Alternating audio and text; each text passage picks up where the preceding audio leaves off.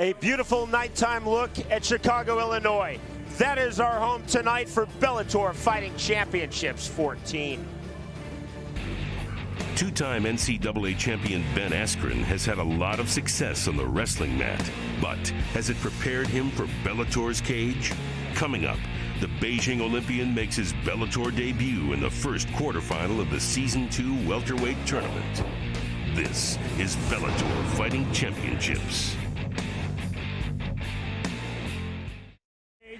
This, the fighter out of the blue corner, is Ben Askren. Ben Askren achieved the pinnacle of freestyle wrestling when he represented the United States at the 2000 Summer Olympics. Askren is now determined to transfer that success to mixed martial arts. I've wrestled for 18 years now and successful at every level of wrestling I've tried to be successful at. I came up a little short in the Olympics, but I'm not done yet. I'm coming back in 2012. Not only am I training to be a professional mixed martial artist, I'm training to be a world-class wrestler also, so I'm kind of doing double time right now. And on top of that, I coach at Arizona State, so lots of days I'm in the gym 6 to 8 hours a day. Just like I've climbed to the top of the wrestling world, I can climb to the top of the mixed martial arts world with the same work ethic and smarts that I put into wrestling. A couple articles came out around New Year's time about how I was one of the top-rated prospects around the country and looking forward to the next decade and one of the better prospects, and that made me really happy that other people realize they have the same belief that I have in myself. I'm 25 years old. I'm at the very beginning of my career right now, and I think I have a long future in the sport. As long as I want to be in it, I'm going to stay in it. When I feel like I've reached my potential, I'll get out. Askren has to prove that he can live up to his Olympic pedigree as he now transitions into mixed martial arts.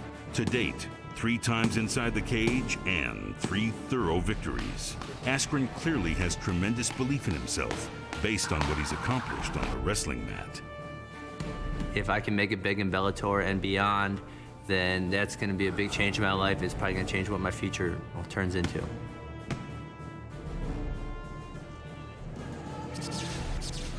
Ben Askren, a 2008 U.S. Olympian in freestyle wrestling, 2-time NCAA Division I wrestling champion at Missouri University. Jimmy, your inner circle. Well, this is a no-brainer. Look for the early takedown from Askren. He's one of the best wrestlers in the world. He's looking to keep Thomas on his back.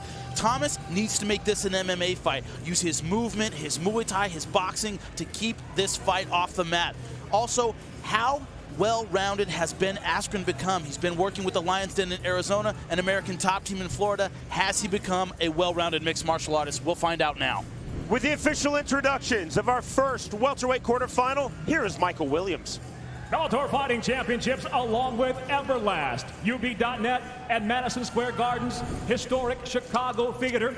Tonight at Bellator 14, present the first quarterfinal round fight in the Bellator tournament welterweight division, scheduled for 3 5-minute rounds. And now introducing first the fighter out of the red corner. He wears the white and black trunks at 6 foot even. He weighed in at 170 1/2 pounds. With a wrestling background and UFC experience, the Muay Thai fighter comes in with 10 wins against 3 defeats, and having never needed to go the distance to achieve victory, he has 3 by knockout and 7 wins by submission. From Danville, Illinois, introducing Ryan, the Tank Engine Thomas. And across the cage, his adversary, fighting out of the blue corner. He wears the yellow and black trunks at 5'10". He weighed in at 170 1/2 pounds. As a world-class wrestler, the 2-time NCAA Division I champion from the University of Missouri, now as a mixed martial artist, stands undefeated with 3 victories, no defeats, having finished each of his opponent in the very first round, 1 by knockout, 2 by way of submission. Training out of the Lions Den in Scottsdale, Arizona, originally from Heartland, Wisconsin, now living out of Phoenix, Arizona, presenting the 2008 United States Olympian, Ben Askren. Your referee inside the cage for this contest is Dave Smith. Fighter, center of the ring. Center of the ring. Yeah. All right, guys, you both know the rules, and we went over in the back. I want a clean, fair fight. I want you to obey my commands at all time. Protect yourselves at all time, all right? Let's touch gloves, step all the way back. Let's do this. This past Friday, Ben Askren married Amy. She's here tonight. Again, this is Amy Askren's honeymoon. Jimmy, I thought my wife Kelly was a patient woman. To put up with somebody training on your honeymoon, fighting right after you got married, that's not an easy thing to do. The bell in round number 1. Thomas in the white trunks, Askren in the yellow and black, showing that he's an MU Tiger.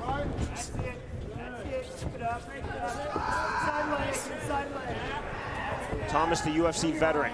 You can even see in his stance, Askren just not comfortable on the feet. Seems a little tentative. He wants to wrestle, and that's exactly what he shoots to do. Shoot by Askren, looking for the takedown, and he gets it. Thomas did wrestle at Eastern Illinois University. And I was trying to rubber guard here, pulling his shin behind the head of Ben Askren. That's a great way to keep your opponent close. They can't sit up, they can't do damage, and a lot of submissions from here. Askren 3-0 early on in his pro MMA career, but he has fought no one near the level of Ryan. Well, triangle. Fell right into a very tight triangle. Thomas. You see here, he's trying to cinch that in, holding onto the leg so Askren can't lift him up and slam him. We'll see how much he has in terms of submission defense, and he gets out. Askren just powered his way out. That was power, not technique. That really was good angling, but just pulling that head out. But that was tight. Let's see if that didn't take a little bit out of him, Sean. Thomas saying that he is a much better fighter, more complete, much better on his striking than he was when he entered his first UFC fight August of 2008. Lost both of his appearances in UFC and really feels that he has something to prove. But what you're seeing here is that Ben Askren now knows that he can't fall asleep even if he's on top. Oh, going for the Darce choke, trying to step over for that. Said that's one of his patented finishes, the Darce choke. And Thomas pulls his way out. Now we're going to see what he has from the bottom, trying to take the back here.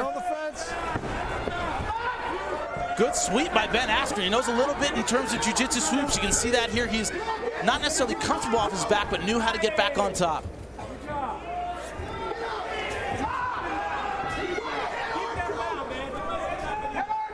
Askren going over the top again. Askren working on the single leg. Big takedown again. Thomas with the hammer fist. Thomas has been throwing punches from the bottom. That's good. He's got to keep Askren distracted with something. You can't let him sit up and work his game from the top. Whether it's submissions or strikes, you got to have to keep him off balance. He's not that experienced. Ryan Thomas in our fighter meeting saying his only fear against Askren was that Askren would get side control. Askren transitioning out of side control there to the north-south. Going for a guillotine here. Oh, that is tight. He is cranking that hard. He's out. Technical submission. Wow, Ryan Thomas is still very much awake. Thomas is furious. Technical submission called by referee Dr. Dave Smith. I did not see a submission. I did not see him tapping. From here, we couldn't really tell if he was out. A referee apparently thought he was out. I do not think he was. Wow, very controversial ending to that fight. It looked tight, but he did not tap. Ladies and gentlemen, inside the cage, the technical submission comes at 2 minutes, 40 seconds of round number 1. He'll now advance into the welterweight semifinal round, Ben Askren. Bellator Fighting Championships along with UB.net and Everlast. What do you fight for? Tonight at Bellator 19 here at the Verizon Theater. Now present 3 5-minute rounds, our second semifinal round fight in the Bellator tournament welterweight division. And now introducing first, fighting out of the red corner. He wears the black trunks at 6 foot even. He weighed in at 170.5 pounds. The wrestler and Muay Thai striker has a professional record of 11 victories, 4 by way of knockout, 7 by way of submission against 4 defeats. Representing True Believers MMA and fighting out of Danville, Illinois, introducing Ryan the Tank Engine Thomas. And across the cage, his adversary fighting out of the blue corner. He wears the yellow trimmed in black. At 5'11", he weighed in exactly the same at 170.5 pounds. The Olympic wrestler, as a mixed martial artist, stands undefeated at 4-0. 1 victory by knockout, 3 by way of submission. Representing Lions Den, Scottsdale, and fighting out of Phoenix, Arizona, presenting Ben Askren. And the referee in charge of this contest, Kerry Hatley. Okay, gentlemen, here we go, gentlemen. Okay, gentlemen, this is a tournament, semifinal welterweight division. Been giving you rules in the dressing room. Any questions here? Any questions here? We will have a good, clean fight. Touch them up. Here we go. The winner of this second welterweight semifinal to face Dan Hornbuckle in Bellator's second season tournament welterweight final. There you see Dan Hornbuckle. Earlier this evening, here at Bellator 19, a first-round submission win versus Steve Carl. Ryan Thomas is in the black trunks. Okay, Ben Askren, the 2008 U.S. Olympian in freestyle wrestling, in the yellow trunks. The bell in round number 1. Kerry Hatley is the referee. Now, Ryan Thomas said in his gym they put up pictures of Ben Askren or some of the quotes, some of the things he'd been saying. He used those things for motivation. He finally gets to punch that face. Slip a moment ago by Thomas. Askren didn't pounce. Pounce is there. The takedown by the 2-time NCAA Division I wrestling champion from the University of Missouri, Ben Askren. Thomas wrestled collegiately at Eastern Illinois University, but Askren, one of the greatest collegiate wrestlers of his generation. No, he certainly is. I mean, there are levels in wrestling, and Ben Askren's on the top level of that. Olympic caliber wrestler. He is phenomenal with his takedowns, but this is what Ryan Thomas doesn't want, is this scrambling jiu-jitsu battle. That's what cost him the first fight. Side control by Ben Askren, trying to step over, couldn't do so. Everybody knows what a great wrestler Ben Askren is, but Thomas underestimated his jiu-jitsu last time. He's playing the same game again, this rolling around game. I think this favors Ben Askren. Askren holds the rank of purple belt in BJJ. Smooth movement on the top by Ben Askren. Askren's currently the director of operations for the wrestling team at Arizona State University, so he's literally on the mat, scrambling, grappling every single day, aside from his MMA training. Well, he plans to go to the World Trials in wrestling on June 11th for the World Team Trial, so, you know, he's spending a lot of time wrestling. It's so funny, his nickname is Funky Ben Askren. That was his wrestling nickname. His style is so funky. He doesn't hold position like a jiu-jitsu guy does. Puts his head down. It's just really strange to watch as a jiu-jitsu fighter myself. Thomas holding half guard. Ryan Thomas, the UFC veteran, trying to keep his composure on the bottom. 2 body shots there by Askren. Ben Askren said that he wanted to get inside the head of Ryan Thomas. He wanted Thomas to fight angry. Well, like I said in the beginning, I don't think Askren takes his own comments that seriously. I think he's just, in his mind, just hyping the fight and having fun. Thomas is the one who's taking this very seriously and getting extremely angry about his comments. Nice little short right hands, then a left on the bottom by Ryan Thomas. What's your fingers? What's your fingers? It's funny. Thomas trying to work rubber guard, Jimmy. You can see Askren's inexperience in jiu-jitsu. He does some really strange technical mistakes, but he's so physically gifted, so flexible, so used to wrestling that he kind of makes up for it with that, awkward style, awkward movements he has. Again, side control by Ben Askren.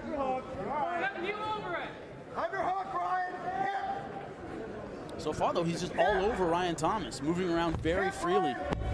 Thomas, a lot of times, trying to push him off. I don't think that's a good idea. Interesting spin there from the 2008 U.S. Olympian Ben Askren. Now stepping over for the armbar. Looking for a belly down armbar. Thomas posturing on his hip. Thomas needs to step over Askren's body to relieve the pressure on his arm, and he does it. Thomas playing defense very nicely. Big ovation from the crowd here at Grand Prairie, Texas. Askren now scrambling, trying to get out of this position, and once again, Thomas ends up on bottom. This is a good technical grappling fight thus far. Can you see the rubber guard being worked by Ryan Thomas? I disagree. It's anything but technical. It's very wild, very sloppy. From a strictly jiu-jitsu point of view, it's not a real technical grappling match. These guys are trading a lot of positions. A lot of movement that you don't necessarily see in the jiu-jitsu match. You know, we've seen world-level guys, you know, especially in the 145-pound tournament, guys like Wilson Hayes and Patricio Pippo, they get mount, they don't go anywhere. You're done. These guys are swapping a lot of different positions, moving around a lot. There is full mount achieved by Ben Askren. Final minute of round number 1. Now let's see if Ben Askren knows what to do with this position, knows exactly how to use it. Looks like he's going for that armbar again. Ground and pound from Askren. Thomas holding the body lock from the bottom. Watch your fingers, let's go. That's one thing is that Ryan Thomas has himself a wrestling background. I just don't think he's that used to fighting from his back. Almost a crossface there from Askren. Oh, crossface, they love the crossface in wrestling. Guys will grind your face right off of you. And now going for the armbar again. Trying to straighten that arm. Thomas trying to defend. Closing seconds of round number 1. Now going for the triangle, it looks like, but I don't think he's going to get Askren yet. I'm just going to get Thomas yet. We are headed to round number 2. Good job. Here we go.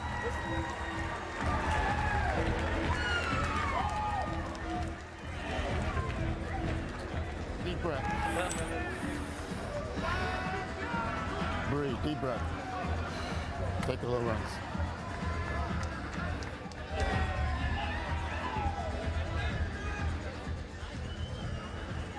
Good over here.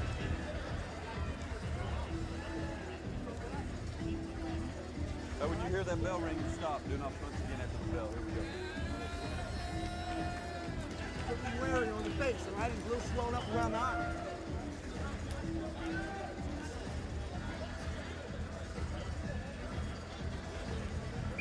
All right, here we go. Seconds out. Let's go, gentlemen. Hustle up, hustle up.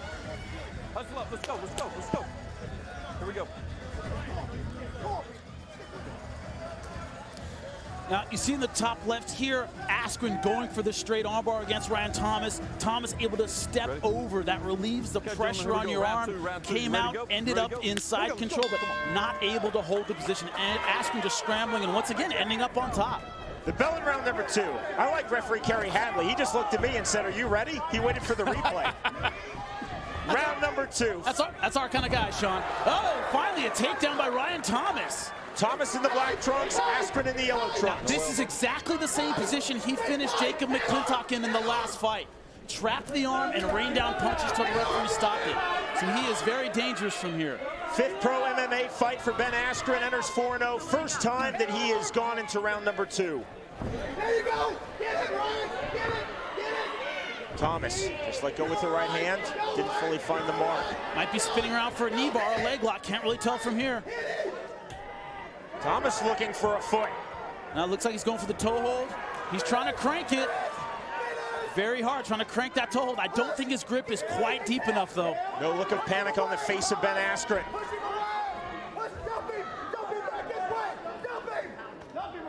Should have let go of that a little bit sooner, Sean, and transition to the knee bar, but Ben Askren buried his leg before he could do it.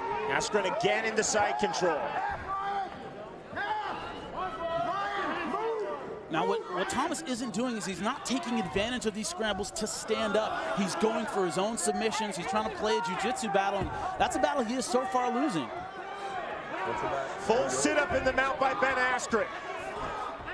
Put your back of the head.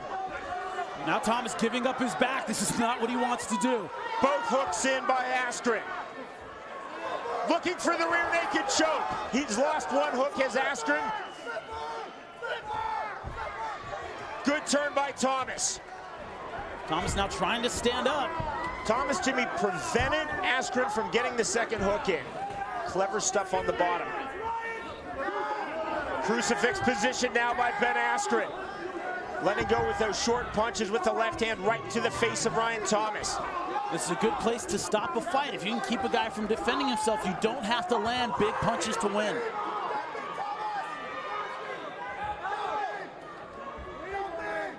Thomas posturing on his hip, then to his back, then to his hip, trying to sit up now. Askren told us in our fighter meeting, I'm not really strong, but I have the type of strength where I can hold on to you for 10 minutes. You know, that's years and years of wrestling. They can hold the position forever. Wrestling strength is really its own kind of strength.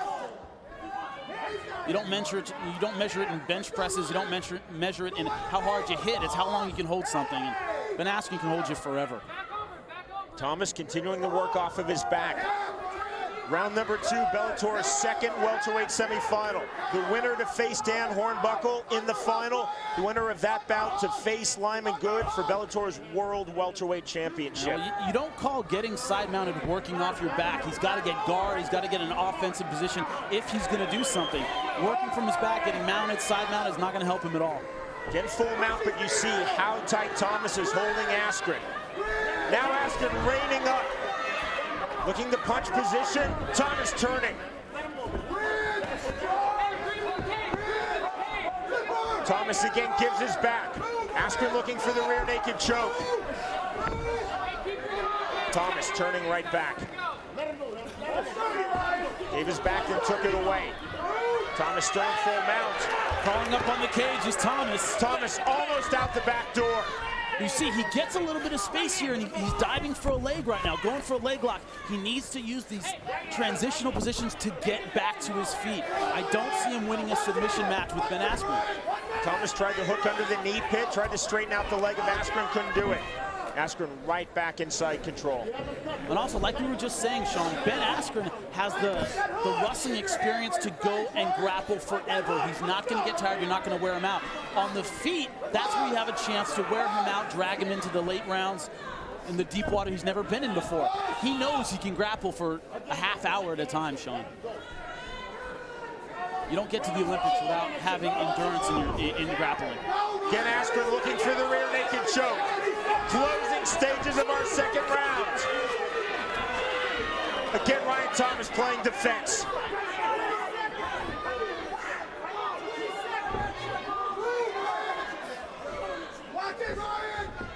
And again, Jimmy, Ryan Thomas gives his back.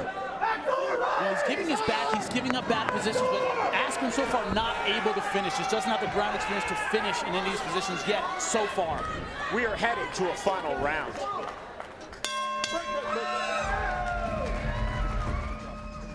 Going into round 3, going into round 3.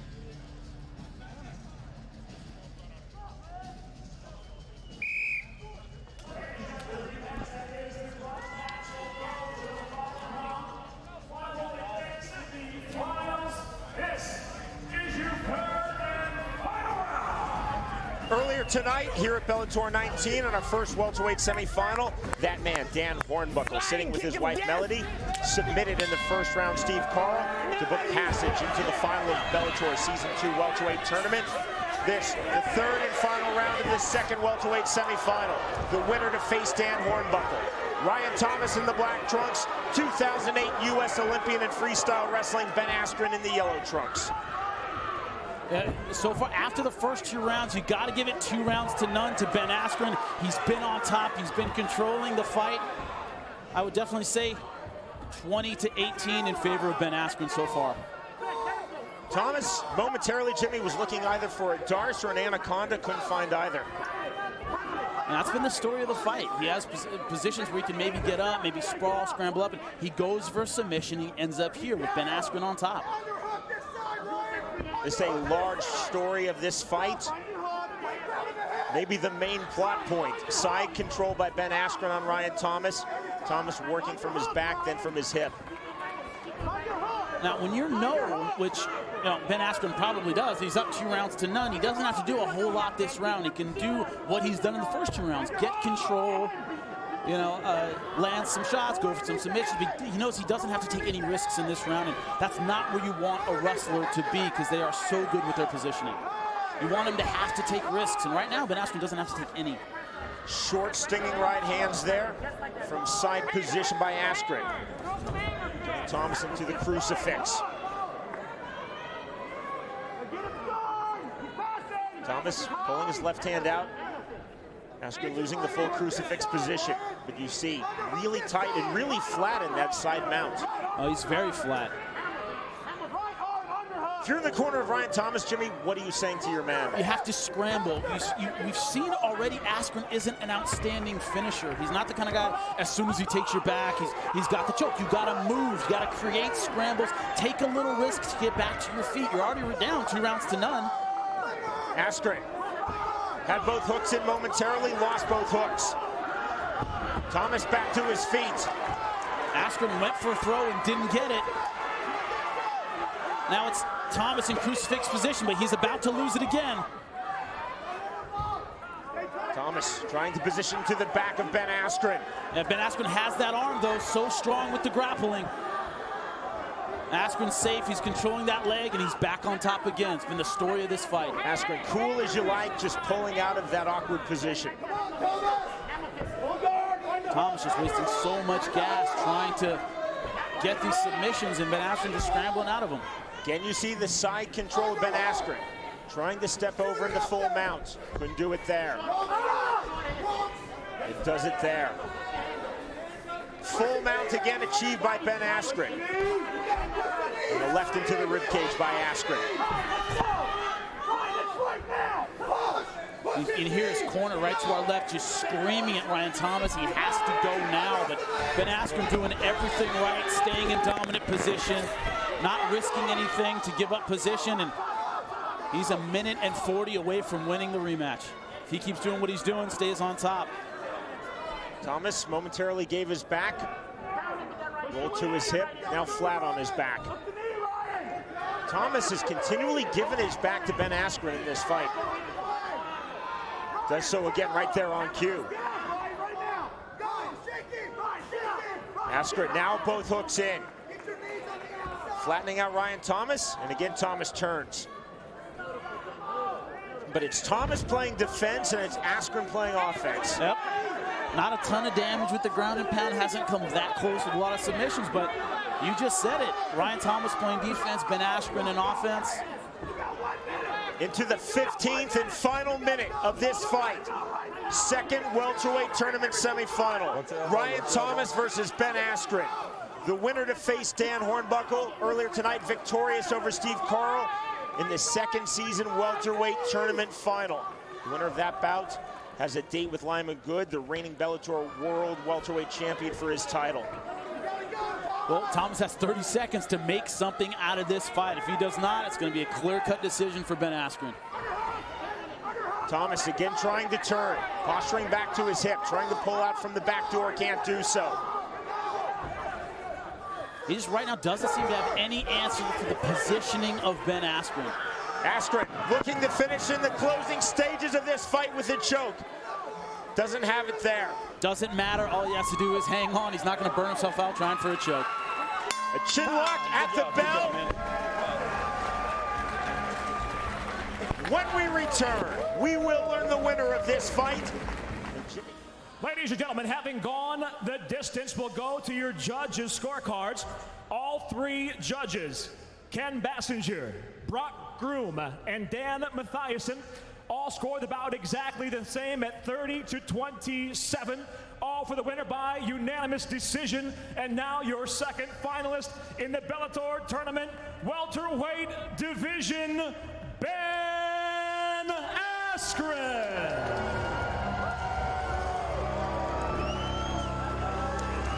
I'm here with your winner, Ben Askren. First time you've been out of the first round, grueling fight, but you controlled from start to finish. Yeah, it was a war, man. He came to fight. I was close on a couple of submissions first round. I just had to dig deep, baby. All right, check out the screen up here. Yeah. It was all about positions in this fight. Tell us how it went out, how it went down. I controlled top. I was going for some submissions, but he was slipping on every one I got. Did some damage from the crucifix and mount, but like I said, he never stopped moving, so it made it tough for me to do anything. All right, we have both finalists in here. We have Dan the Handler Hornbuckle Great fight to get here to the finals. I know you've trained with Ryan Thomas before. I could hear you screaming. How do you feel about taking on Ben Askren in the finals? I feel great about taking on Ben Askren in the finals. It's going to be a battle of the bands. Ben, you saw Dan Hornbuckle's first fight, 2 fights. Oh, he's in the back. Well, doesn't even need to see it. But 2 fights, 2 quick submissions. How do you feel about your chances against this man? Well, I got great ground game. I don't see him submitting me. I heard he's dangerous on his feet, so we'll see if he can stay off his back. Big hand, here are your welterweight finalists, ladies and gentlemen. Dan Hornbuckle and Ben Askren. Ladies and gentlemen, from KC live here at Kansas City Power and Light District, Bellator Fighting Championships, along with Everlast and UB.net. Raise, stack, own. Tonight here at Bellator 22. Now go inside the cage for 3 5-minute rounds for the Bellator Season 2 Welterweight Tournament Championship. And now introducing first, fighting out of the red corner. He wears the red trimmed in black at 6'2". He weighed in at 170 pounds even. The freestyle fighter tonight enters the Bellator cage with an outstanding professional record of 21 victories, 9 by knockout, 9 by way of submission against only 2 defeats. Training out of American Top Team and representing the Eastern Band Cherokee tribe from Cherokee, North Carolina, introducing Dan, the Handler Hornbuckle. And across the cage, his adversary fighting out of the blue corner. He wears the black trimmed in red. At 5'11", he weighed in the same 170 pounds even. The 2-time NCAA Division I champion and Olympic wrestler tonight enters the finals undefeated as a mixed martial artist at 5-0. 1 victory by knockout, 3 by way of submission. Out of the University of Missouri, now representing Lions Den, Scottsdale, and fighting out of Phoenix, Arizona, presenting the 2008 U.S. Olympian, Ben Askren. Inside the cage, the referee for this contest, Jason Herzog.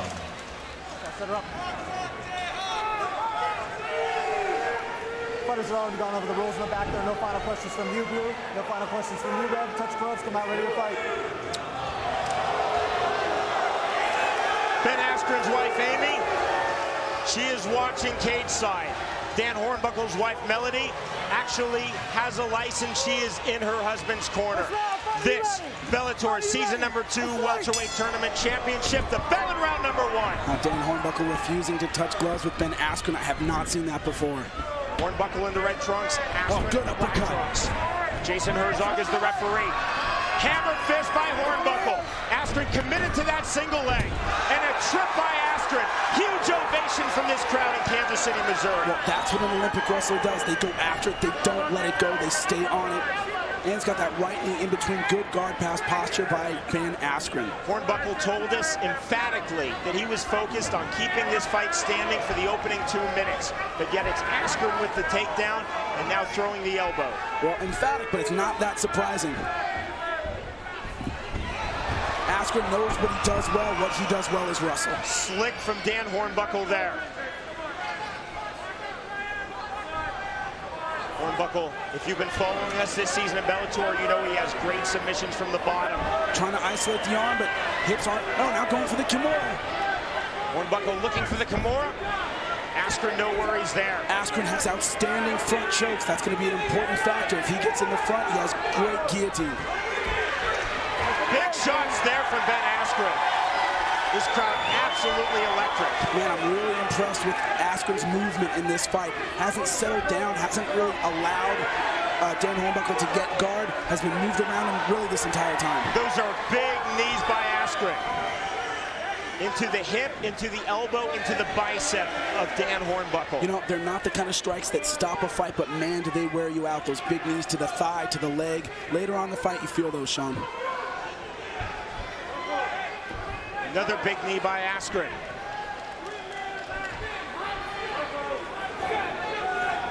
Askren trying to get one hook in. So much is made of Askren's wrestling, and rightly so. He does hold the rank of purple belt in BJJ. Hornbuckle with American Top Team, obviously Incredibly skillful on the ground. Well, he said it in the last fight against Ryan Thomas. He lost a lot of good positions. Ground and pound, looking there from Ben Askren. And he said he's worked on that a lot, keeping position, and he's doing a much better job in this fight. Hornbuckle trying to close the distance. Not going for the armbar. Hornbuckle, one of the most active fighters on his back in all of Bellator, maybe in all of MMA. Man, Askren, not only with the takedown, but so aggressive in passing the guard. Very fluid, using great movement. Fluid, that is the word here in round number 1. Well said, Jimmy. Hornbuckle trying to get back to his feet. You know, what kind of was a weakness against Ryan Thomas, the fact that he would get good positions and lose them, is turning into a strength against Dan Hornbuckle. He's moving very well. He's all over Dan Hornbuckle, angling very well. Now trying to take the back. Askren trying to get the back of Dan Hornbuckle, letting go with 2 big right hands to the head. Now a hammer fist. Now working the body. Hornbuckle exploding to his feet. None of them huge shots, but they do damage. Modified belly to back there by Askren, couldn't quite pull it off. Now going for the head and arm choke.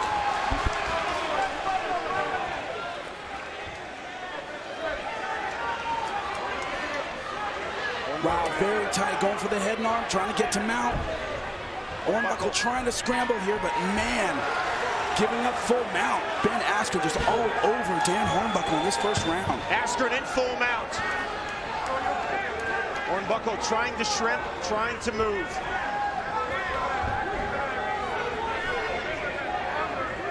Now you see here, unlike the Thomas fight, much more relaxed. He says he's been working on his low mount. That's when your hips are over the other guy's hips, not necessarily that high. It's a good position to hold a guy down, and right now he's holding down Dan Hornbuckle very well. Final minute of our opening round. This for Bellator season number 2 welterweight tournament championship. Hornbuckle trying to throw off his back. It gets to his feet. Askren going for the single leg and gets it. What explosion. Man, Hornbuckle's waiting a little too long. Didn't back up, so he had to stand up and didn't commit to being on top. Against a grappler like Hornbuckle, you cannot do that. Going for the toe hold. Big shot from the top there by Askren. Shots from the bottom by Dan Hornbuckle. Fantastic opening round. We're headed to round number 2.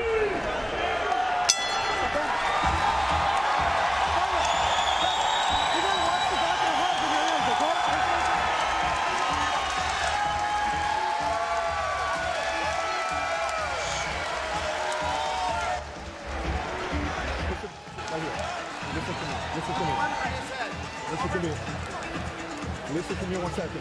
Listen, and I want you to look it. I want you to look it. Bring yourself back. Breathe.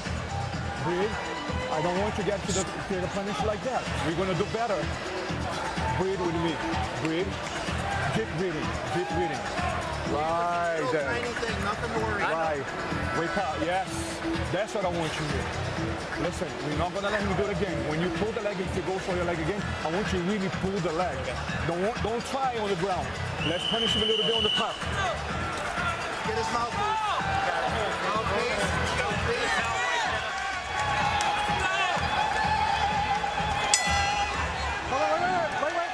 Wait. Round number 2. This is Bellator's second season welterweight tournament final. Dan Hornbuckle in the red trunks, Ben Askren in the black trunks. 3 judges scoring cage side here in Kansas City for the state of Missouri. Jimmy, you have the unofficial card. Well, you got to give that one 10-9 to Ben Askren. He was just all over Hornbuckle. Didn't do enough damage, I think, to warrant a 10-8, but man, a dominant first round by Ben Askren. Another takedown by the 2008 Olympian in freestyle wrestling. You know what? In wrestling, even when he was wrestling at Missouri, they called him Funky Ben Askren. Weird takedown, single leg, come out the back door. Nothing orthodox about him. Same thing for his MMA and his Jiu-Jitsu game. Funky, unorthodox, same kind of style in MMA, and so far it is working, Sean. Hornbuckle was cut in round number 1, bleeding above his right eyebrow. The blood may start to flow again here in round number 2. excellent job in this bout by the referee, Jason Herzog. He's hardly in frame, letting this fight flow. Wow, good reversal by Dan Hornbuckle. What can he do on top against the wrestler? Askren told me, he says, I'm comfortable from my back. I've been working a lot of jiu-jitsu. Can he get something done from his back, or will he try and stand up again? Hornbuckle fishing for an ankle lock. Askren is so tight. Right hand and 2 back fists.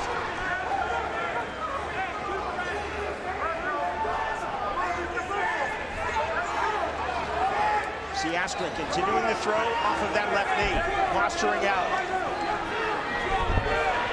Good side control there by Askren, trying to get a hook in. Just so incredibly tight. It's like his chest is glued to Dan Hornbuckle's back. Hornbuckle can't get any space to work his game. I like the way that knee, the right knee of Ben Askren, always sliding through. Does not allow Dan Hornbuckle to get closed guard. That's where he's been effective so far in his first 2 fights, was in closed guard. Hornbuckle is giving his back. Askren is not taking it. Just throwing punches, now elbows to the body.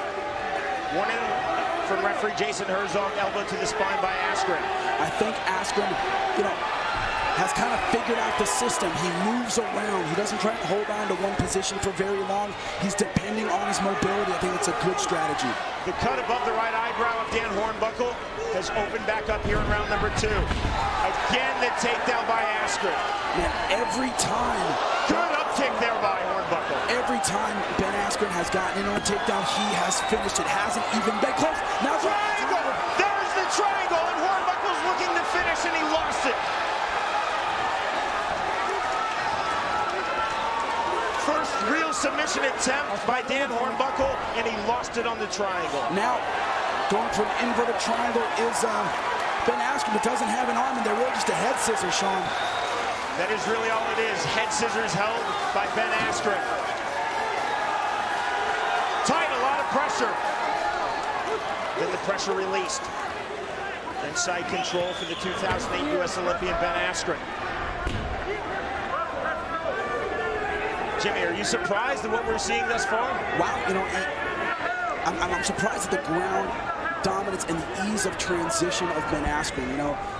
The only thing we really had to base it on was the Ryan Thomas fight, where he had trouble holding positions, but with this, he's not trying to hold anything. He's moving around very, very fluidly, and Dan Hornbuckle doesn't really seem to have an answer for this kind of game. I am really impressed, Sean. Elbow again to the back.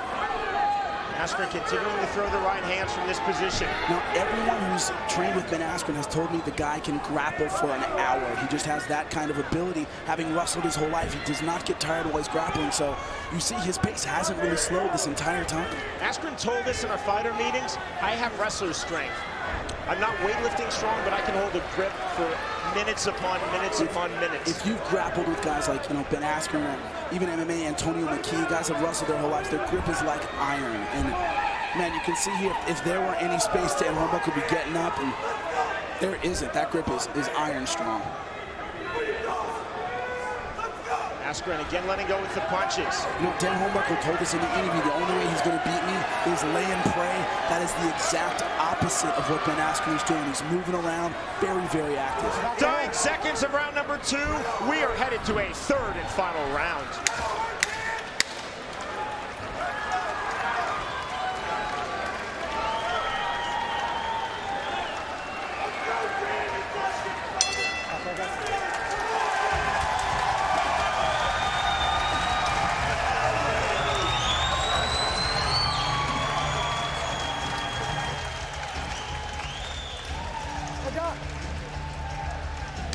Nothing. Really small. It's right here. It's nothing. Yeah. There's time for us to reverse the whole thing. You're not going to go home without that. You understand what I'm saying? I want you to do better. You're not going to be on the battle anymore. Yes. Wake up and breathe. Breathe with me. Breathe with me, baby. Breathe with me, baby. Breathe with me. Well, you got this, baby. You got this. You got this. It's your fight. It's your fight. Go for hunting. Come on, baby. Ladies and gentlemen, Listen. Let's do it. You can do it. You can do it.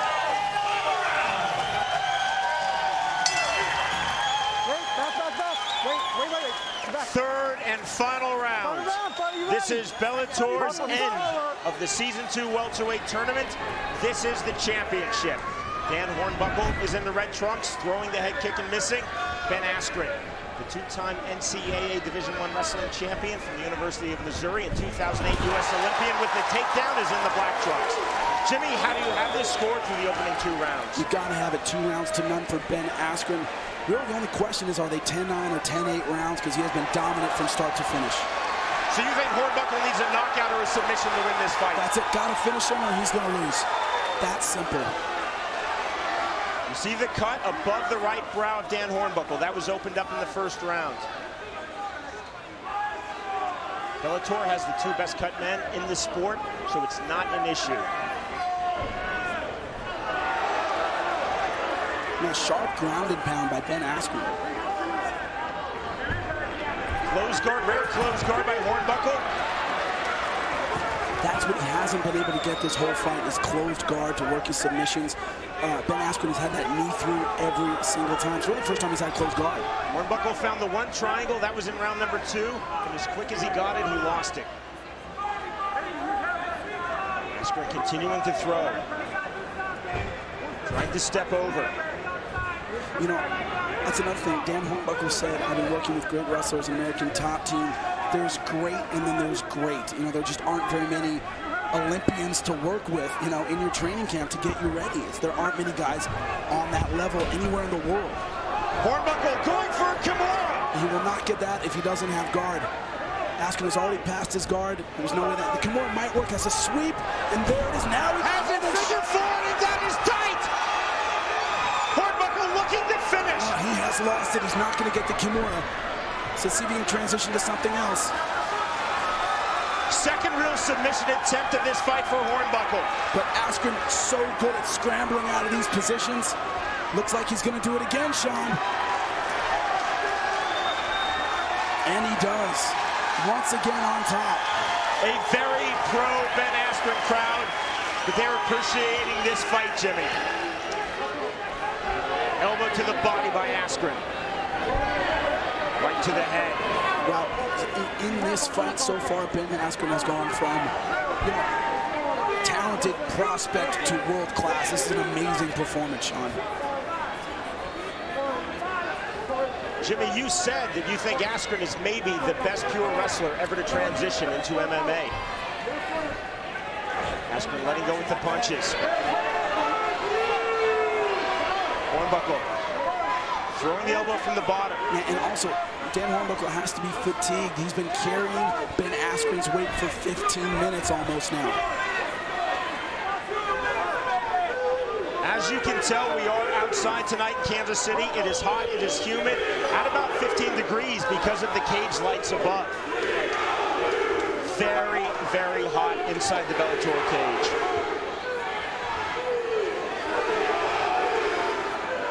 Hornbuckle trying to establish wrist control. Askren missing with that left. Throwing the right. You can just see by the body posture of Dan Hornbuckle, he can't figure out the little. Every time he moves, you know, Ben Askren is a step ahead of him. Hornbuckle trying to get to his feet. Askren having none of it. Askren again with the right. Another right hand. Not big punches, constant punches. True, I don't think Dan Hornbuckle's been hurt this entire time. I think it's just, you know, the death of 1,000 cuts. He's been on him the whole time. Not landing huge shots, but doing enough, man, to not only keep it on the ground, but keep Dan Hornbuckle disoriented, keep him on the defensive. Best way to describe this fight. Into the 15th and final minute of this bout. This for Bellator's welterweight tournament championship. Dan Hornbuckle versus Ben Askren.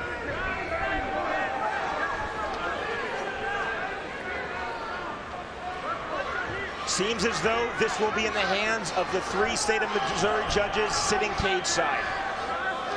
We're not to the final bell yet. Man, just complete and total dominance by Ben Askren. Wow, Unbelievable. Unbelievable. He has really earned his spot. He's earned his shot against Lyman Good. Outstanding performance.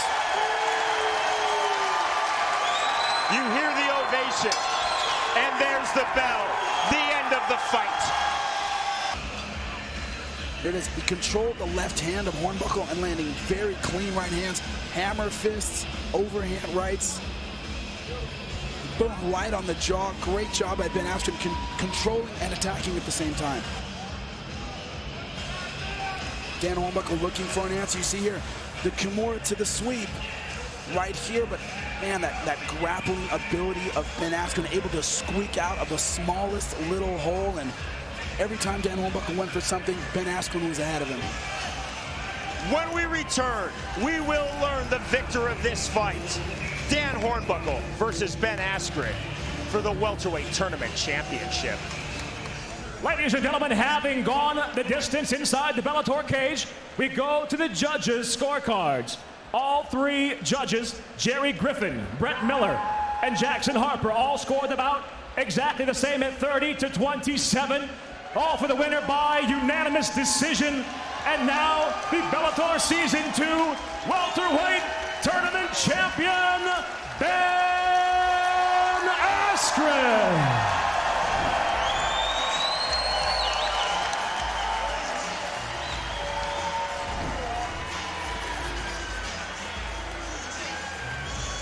Ladies and gentlemen, I'm here with your winner, Ben Askren. Ben, if you had scripted this fight before you fought it, is this how it would have gone? I pretty much told all you guys what I was going to do. A few of you were smart enough to listen to me. A bunch of you doubted me, and you'll learn not to do that soon enough. Shame on you. Now, you said the hometown crowd didn't matter. You're fighting Dan Hornbuckle. Did it charge you up having all these people cheer for you? You know, it was nice, and I'm happy to do my thing in front of them, but shoot, if we were fighting on the grass in the front yard, it'd be the same thing. Check out the screen right here. Walk us through that first round. You came out very strong. Yeah, he hit me with these few punches, and then I got the takedown. He almost kicked out, but I knew it was important to get on top earlier, and he hit me pretty hard there, but it didn't change the topic of the fight.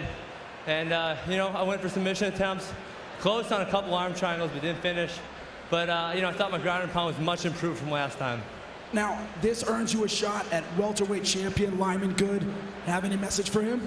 Lyman, keep my belt warm, shine it once a week, and enjoy it while you got it, because it's mine, baby. All right. Well, Good must fear the Warren effect. In championship fights this season, two world-class wrestlers with questionable finishing skills had the best fights of their careers. Can Askren do the same tonight? Can Good overcome the ring rust? He had a fantastic run at the end of season 1, but injuries have kept him on the shelf since. Will his timing be where it needs to be to defeat Askren? Big question, will we see Askren stand up tonight? His wrestling and grappling have looked great, but in a 25-minute fight, will Good find a way to force Askren to use his other skills? Bellator Fighting Championships, along with FullTiltPoker.net. Learn, chat, and play with the pros and Everlast. What do you fight for? Tonight at Bellator 33 from the Leocura Center in Philadelphia. Now present 5 5-minute rounds for the Bellator World Welterweight Championship.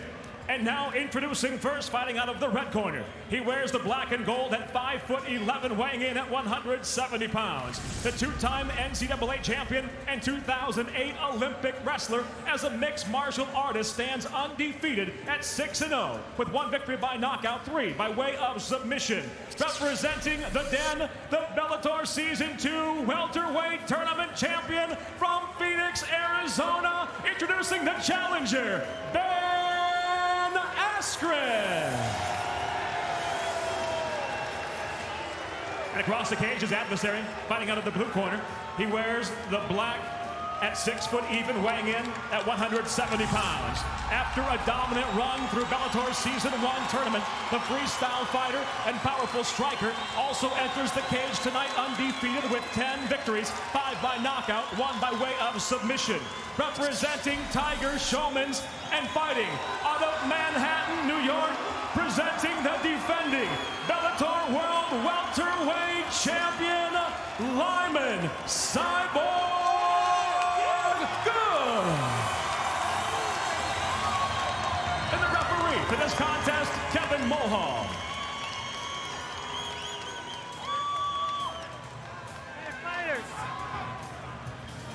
Okay, you've both been given your rules on a good, clean, safe fight. Do you have any questions? Any questions? No rings, come out fighting. This fight is under the unified rules of combat.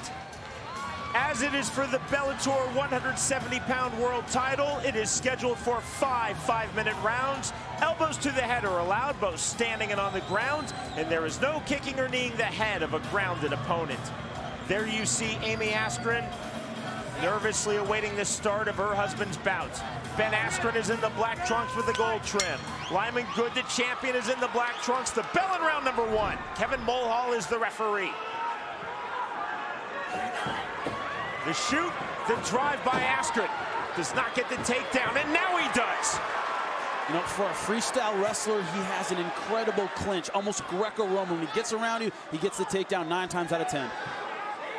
This is not where Lyman Good wants to be. Lyman Good telling us, Jimmy, in our fighter meeting that he has been working extensively on throwing punches from this position flat on his back. He can work on it all he wants. Punches from his back are not going to be as effective as the ground and pound from Askren. It might open something up and give him a chance to move. That would be nice. Askren's jiu-jitsu is just like his wrestling. Funky, unorthodox. He doesn't do what you would expect. Askren holds the rank of purple belt in BJJ. Again, a 2-time NCAA Division I wrestling champion while at the University of Missouri, and a 2008 U.S. Olympian in freestyle wrestling.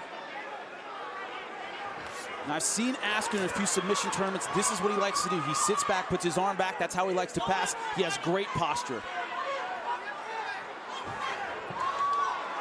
Lyman Good looking for the up kick. Looking for the pass, trying to get underneath both legs. Lyman Good has to stay mobile from here. He cannot let him pass. Askren just so tenacious while on top. He just moves so well. He's so fluid. That's what's really surprising about his style. He doesn't sit on you like a lot of jiu-jitsu guys do with that really tight side mount, really tight mount. He moves a lot. You see how often, Jimmy, just like there, Askren puts the head forward into the body. Yeah, and he keeps his hips high. He does a lot of things a jiu-jitsu guy doesn't do. It hurts him in some instances, but when he's moving, it's a big help. And Askren staying very tight, very sticky, chest to chest from the top position.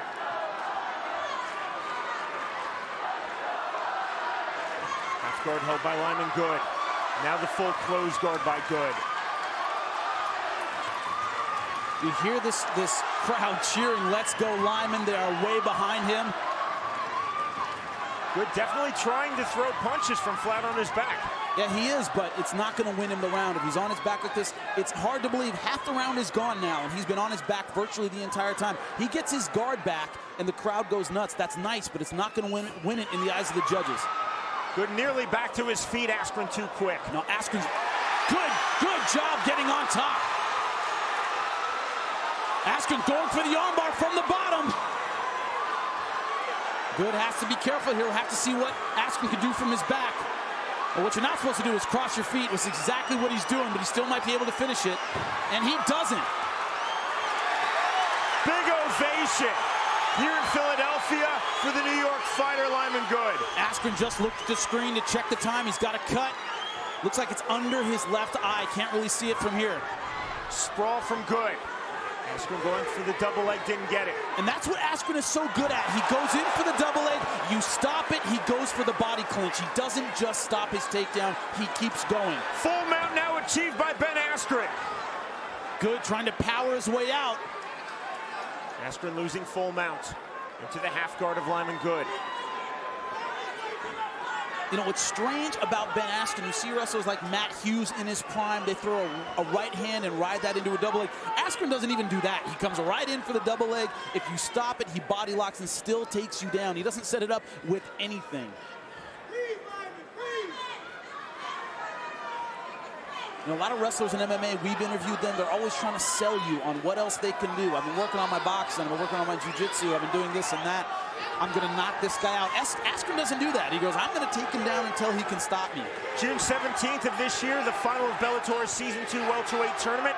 Askren defeating Dan Hornbuckle by unanimous decision. Jimmy, to your point, Askren said, I'm going to go for the takedown immediately, and he did. In this fight, Askren said, I'm going for the takedown immediately. And he got did. it. And he gets it. You know what he's going to do, and he still takes you down. Good looking for the sweep. Askren back in full mount and sitting chest Askren going to for the arm triangle. Going hard for that arm triangle. He has the full mount. Can't see how deep it is from here, but it looks good. Good, able to get on top. Good, very strong and very technical. Only 10 seconds left. I don't think he's going to be able to use this position. Scheduled for 5 rounds, and we are headed to round number 2.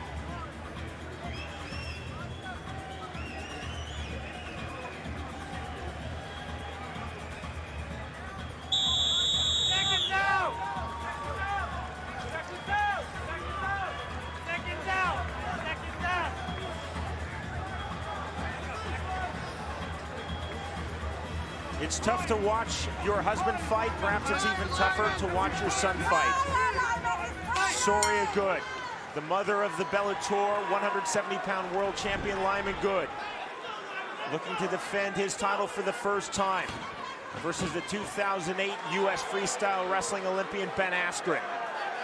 Askren is in the black trunks with the gold trim. Good in the black trunks. Jimmy, how do you have this scored? Yeah, 10-9. Ben Askren spent most of that round on top. Looked like he might get a sub at the end, but Askren Good able to get out of that position. It's got to be frustrating for Lyman Good. You've been training for, oh, there you go, to stop the takedown, and you just can't do it. Good landed a knee, then a punch. Askren immediately to the double leg. Good again, working those strikes from the bottom. But that's almost plan B, isn't it? Yes, definitely.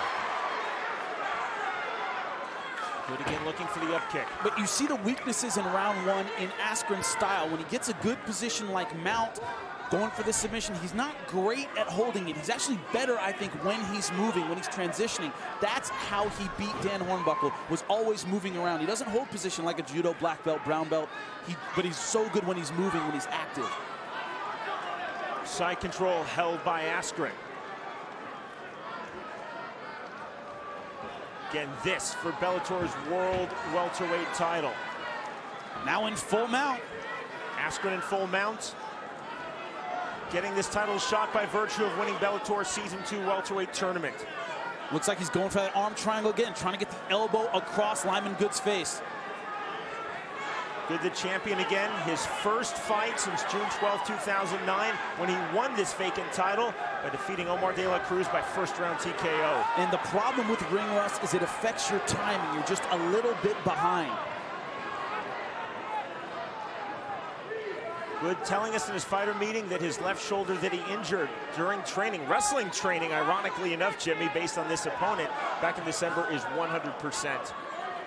And he can say it's 100%, but it's one of those things you don't know till you test it, and this is a real serious test. There again, the full mount by Ben Askren. You see how Ben Askren sits up, throws a couple punches. He doesn't go crazy with the ground and pound. You see here, a couple of hammer fists. He doesn't go wild with it. He'd rather have position. Jimmy, you talk all the time about the hips. Look at the hips of Ben Askren. They're so high. He doesn't even sit down that far. It's a unique style, funky Ben Askren. And when you talk to Dan Hornbuckle about his fight, he said, what went wrong in that fight? He goes, he's funky. He goes, he does things you don't expect. And he ironically picked Lyman Good for this fight, but so far going the way of Ben Askren.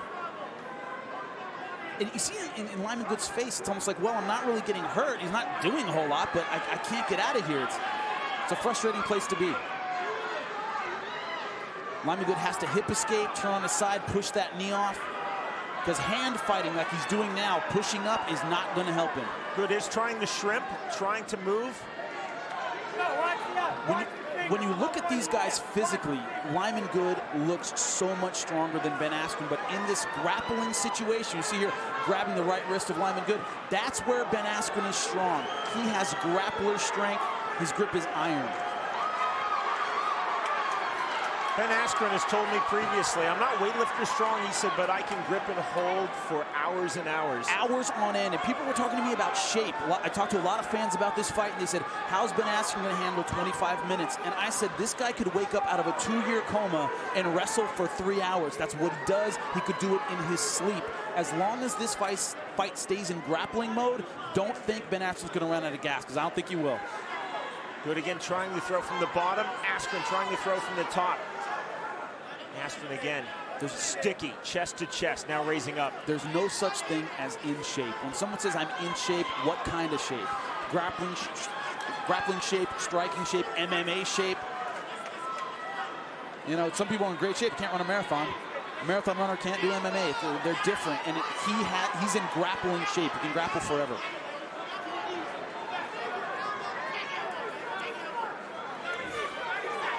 Good, continuing to try to throw those hammer fists with both the left and the right hand from the bottom. I think he needs to focus a little bit more on getting out, shrimping his hip, pushing on the knee of Ben Askren, rather than playing this hand fighting game, trying to hit back. He's not going to land anything of substance. And Ben Askren seconds of round 2. And he's not doing a great job with the ground and pound. I think he needs to move a lot more. We are headed to round 3.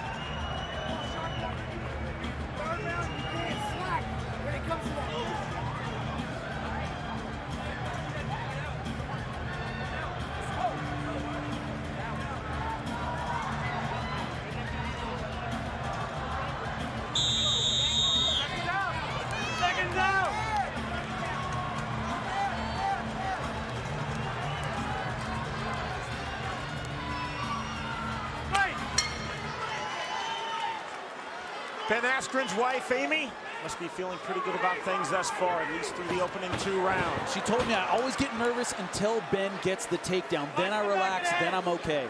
I guess you can relax right now. Immediate takedown to start round number 3 for Ben Askren. Again, scheduled for 5 5-minute rounds. This for Bellator's World Welterweight Championship. Ben Askren is in the black trunks with the gold trim. The champion, Lyman Good, in the black trunks. You know, we saw against Dan Hornbuckle in the interview before the fight with Ben Askren, he said, I'm going to stop Askren's takedown for 2 minutes, and that's going to break his spirit. He couldn't stop it for 20 seconds, and I think that broke Dan Hornbuckle's spirit. It's one of those things where the guy comes out and he takes you down right away. It's very disheartening. See here with that beautiful pass staying tight on the hips, but his hips, Ben Askren's hips are so high. That's not a jiu-jitsu thing. Askren, I gave him the first 2 rounds. I have it 20-18 for Ben Askren, who transitions to the mount yet once again. Askren just gets to the mount effortlessly. He just steps over the legs. His balance is so good, he doesn't need his hips underneath him that far to get the mount. It's a strange transition, but it works. Askren in the top position from the mount does not take a lot of chances. He doesn't take a lot of chances. He doesn't do a ton of damage, but he stays busy, he stays active, and he's so hard to get off you. And it's not a criticism by me because he is holding that dominant position. He certainly is. You know, it's good to have a good idea of your strengths in MMA. It's also a good idea to have an idea of your weaknesses. And Ben Askren is one of those guys who understands what he's good at. You see, he's gone for a couple arm triangles, a couple submissions. He's not great with them. He hasn't gotten close to getting them, but his positioning is very good. Coming up after this fight, a Bellator super fight in the lightweight division. Roger Huerta, the only MMA fighter to grace the cover of Sports Illustrated, versus Bellator's lightweight champion of the world, Eddie Alvarez. This round number 3 of the Bellator World Welterweight Championship bout. He's holding mount a lot better than he did, for example, against Ryan Thomas in his second fight with Ryan Thomas. And I think he's done better with his training when it comes to getting the mount position and holding it. He's doing way better than he has in his previous fights. This is a guy who has improved a lot. Good, again, those hammer fists from the bottom, but you could be George Foreman. How can you really get any sort of punching power from flat on your back? Yeah, we did a fight between Josh Barnett and Gilbert Ivel, where Gilbert Ivel was punching up from the mount and was just getting creamed. It's, you know, it's just not effective. You got to get out of that position. That's your goal on the bottom. Nothing you're going to land from your back is going to have any juice on it. Right hands by Askren not getting through. I mean, Askren doesn't give you a lot of, it's almost like he doesn't give you a lot of motivation to get out. His ground and pound isn't great. These punches wouldn't, you know, smash a brick or anything, but it's hard to get out. So Lyman Good doesn't have almost that urgency he might have against a better ground and pound guy. I don't know how else to explain it. But Ben Askren just sticky. He's just so hard to get off you once he's on. Good throwing the up hammer fist with the left and reverse hammer fist with the right. Call for action from referee Kevin Mulhall. Once again, trying to lock up that arm triangle. The arm triangle is a very safe submission from the mount. You can go for it and not lose any positions like you would for, let's say, for an arm bar, for example. So it's a very safe submission. You don't get it, you just go back to the mount. That's why Askren keeps going for it over and over, is because he can keep position with it. Askren starting to throw a few more elbows from the top position in this round. Very short elbows. That's an important weapon, is the elbows. He hasn't been able to use them in the tournament. Now he can use them. Almost on cue, Askren throwing elbows again. I'm sorry, in the first 2 rounds of the tournament. You could do it in the finals. Mouse under the left eye of Lyman Good. Looks to just about be popping. Well, that gives Askren something to focus on. That's really important when you're not a super hard puncher, to have something like a bruise or a cut to work on. Gives you a target, gives you something you can open up and do damage, considering he's not throwing really hard punches. Of course, I'm not getting hit by them, so I'm calling them not hard, but I'm not the one underneath getting hit. Few boos starting to come from the Philadelphia crowd here at the Leo Koris Center on the campus of Temple University. Askren undeterred by those boos because he is holding a dominant top position, and we are headed to round number 4.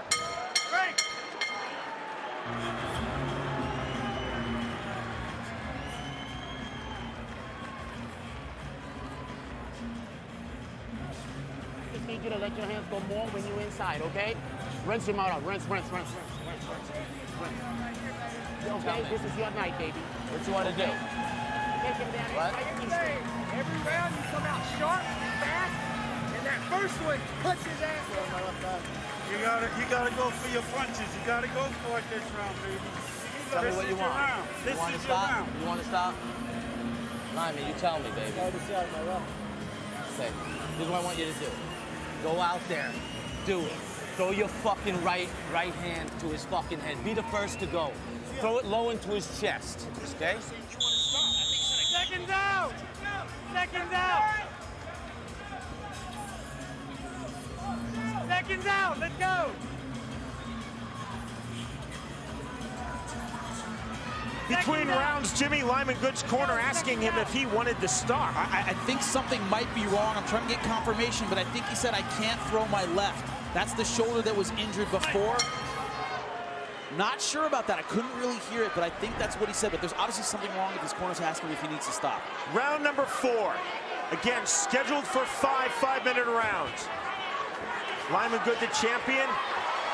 The inaugural defense, which he is trying to make successful, of his Bellator World title at 170 pounds versus 2008 U.S. Olympian in freestyle wrestling Ben Askren. Askren in the black trunks with the gold trim, Good in the black trunks. Good uppercut, then a straight right hand by Good. Askren just tenacious with that takedown. He doesn't even think defense in terms of standing up. He thinks, how am I going to take this guy down? A bad mouse under the eye, the left eye of Lyman Good. Looks like it wants to pop, but hasn't done so just yet. You know,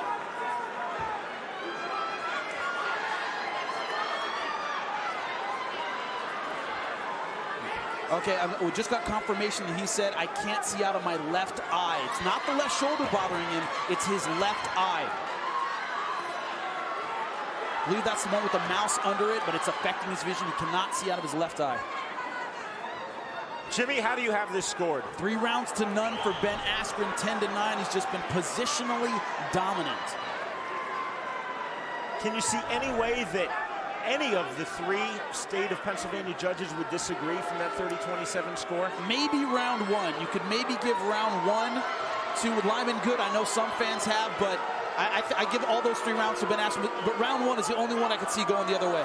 Again, cool as you like, Ben Askren back in full mount. You know, we've seen it over and over.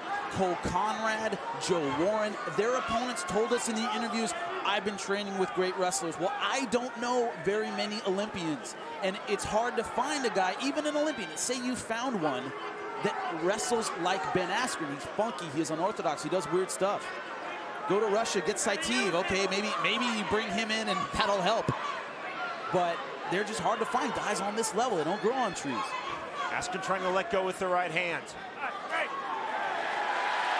That stand-up order. Shocking. Ben Askren giving a long look to referee Kevin Mulhall for that decision. Wow, you almost never see a stand-up from a dominant position like mount. And Askren is working. He's not doing a lot of damage, but he's working, he's punching. I don't know if I agree with that stand-up. Askren coming forward. Good with the right to the body. Askren forward again. Sprawled by Lyman Good. It's his transitions that are so dangerous. It looks like he's not going for the takedown, but he is, no matter what he does. Good allowing Ben Askren to stand.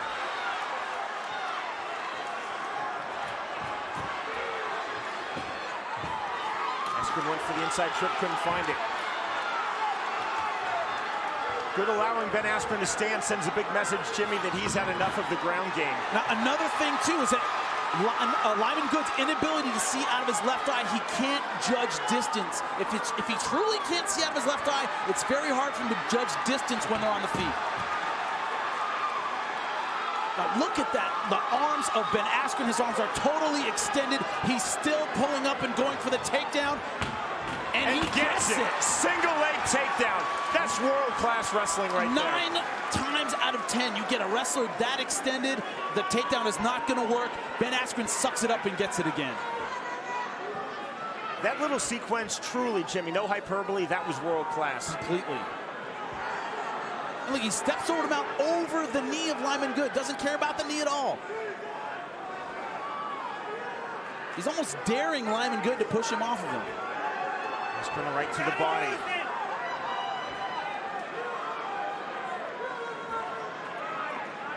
Get a look at the left eye of Lyman Good that's causing him all sorts of vision problems. How much on those right hands to the rib cage by Askren.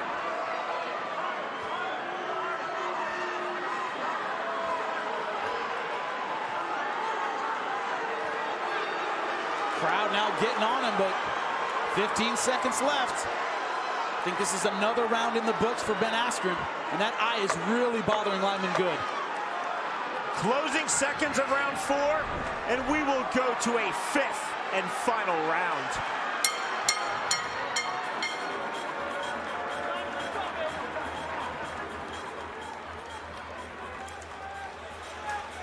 Last fucking sprints on your driveway.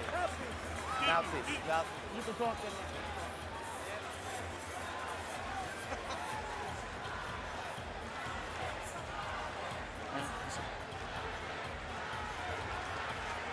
Make sure you dry that up.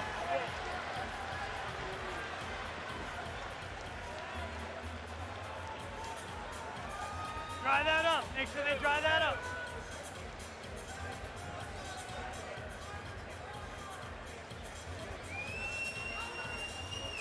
go on top. More punches, okay? Up top, 1-2, 1-2, okay? Defense has got to be sharp. Your legs got to be under you standing up. Okay. Second down. Second down.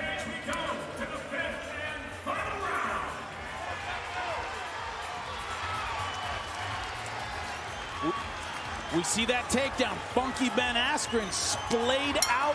Great sprawl by Lyman Good. It made no difference. He goes in, single leg takedown, dominates the end of the round again. The fifth and final round of this Bellator World Welterweight title fight. Ben Askren is in the black trunks with the gold trim. The champion, Lyman Good, is in the black trunks. Jimmy, how do you have this scored? 4 rounds to none. Ben Askren, 40-36. I think for Lyman Good, for the sake of his title, it's knockout or nothing. Askren taking a few backward steps.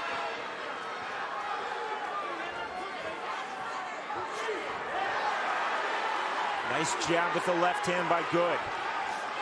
Good left hook.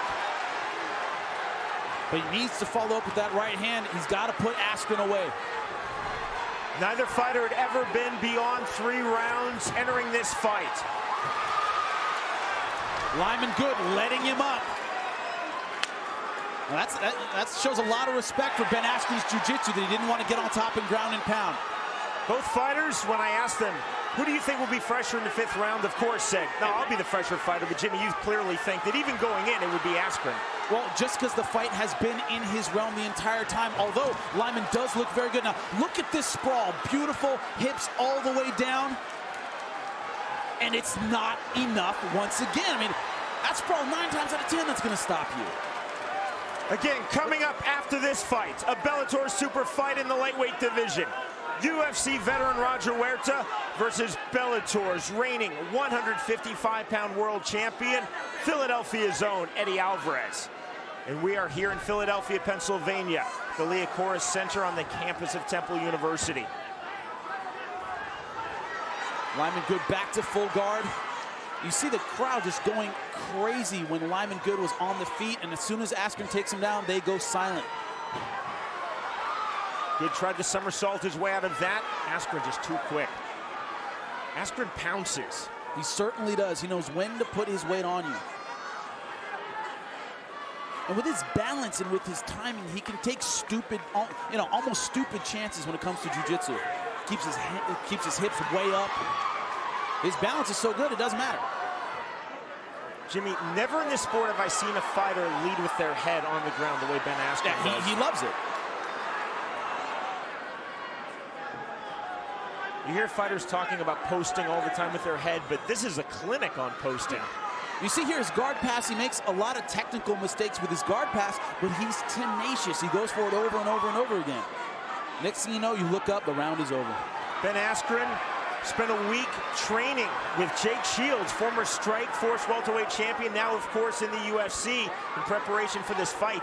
That would be interesting. That certainly would be. Askren said that Shields really refined a lot of points on the ground for him. Well, Jake Shields has phenomenal jiu-jitsu. I've competed against him. He's great on the ground. His wrestling isn't on Ben Askren's level, but Ben Askren's jiu-jitsu isn't on his level, so they'd be good training partners. Good still stuck on his back. Trying to roll, trying to posture to his hip, finding no joy. That's what also makes Askren so good. Big up kick! Askren was caught! I think he's in trouble. That one hurt. Can he keep his wits about him? In the triangle, it is tight. Going for the arm, but I think he wants to stick with the triangle. I think going to the arm is a bad idea. He needs to pull on the head and commit to this triangle. I think it's too loose, he's out. Good looking for the miraculous come from behind finish and could not find it there. He made the mistake a lot of guys make. They switch to the arm when you have the triangle. It looked deep enough to me, but he went to the armbar, and here's Ben Askren in mount again. Right back in full mount. Caught with the up kick, caught in the triangle. Undeterred, back in full mount. 25th and final minute of this title fight. The crowd raining down boos. This is a very pro-Lyman Good crowd. Lyman Good said in his, you saw it on the screen, there is nothing championship about Ben Askren. Well, his wrestling is definitely championship. Not often, In athletic competition of any kind, there's a New Yorker cheered in Philadelphia, but that's the case for Lyman Good. Very true, very true. In fairness, a lot of his New York-based supporters drove in for this fight. The trip. Call for action from referee Kevin Mulhall. And Askren saying with 10 seconds, I don't have to work at all. Throw a few punches. This round, this fight is over, and if the judges agree with me, it's Askren's fight. The bell, the end of the fight. Those were the theme of the fight. You see them here. Beautiful body lock takedown, head and arm throw, double legs, single legs, every takedown under the sun. It seemed like Lyman Good could just never get his rhythm on his feet because every time he set, Ben Askren was there to take him down, doing what he does best. Now this up kick, bang, you see it here. I think Askren was rocked. You see it here. Lyman Good tried hard for the triangle finish, but it was not to be. Got out and passed the guard. Ben Askren ending as dominantly as he started in the full mount. I got to give this one 50-45 to Ben Askren. I gave him every round. We'll have to see if the judges agree. Ladies and gentlemen, for the decision, we'll go to your judges' scorecards. Judge Wilfredo Cintrone scores about 49-46. Judge Cardo Urso scores about 48-47. Your third and final judge, Brent Koflet, scores the fight 50-45. All for the winner by unanimous decision. And now the new Bellator World Welterweight Champion, Ben Askren.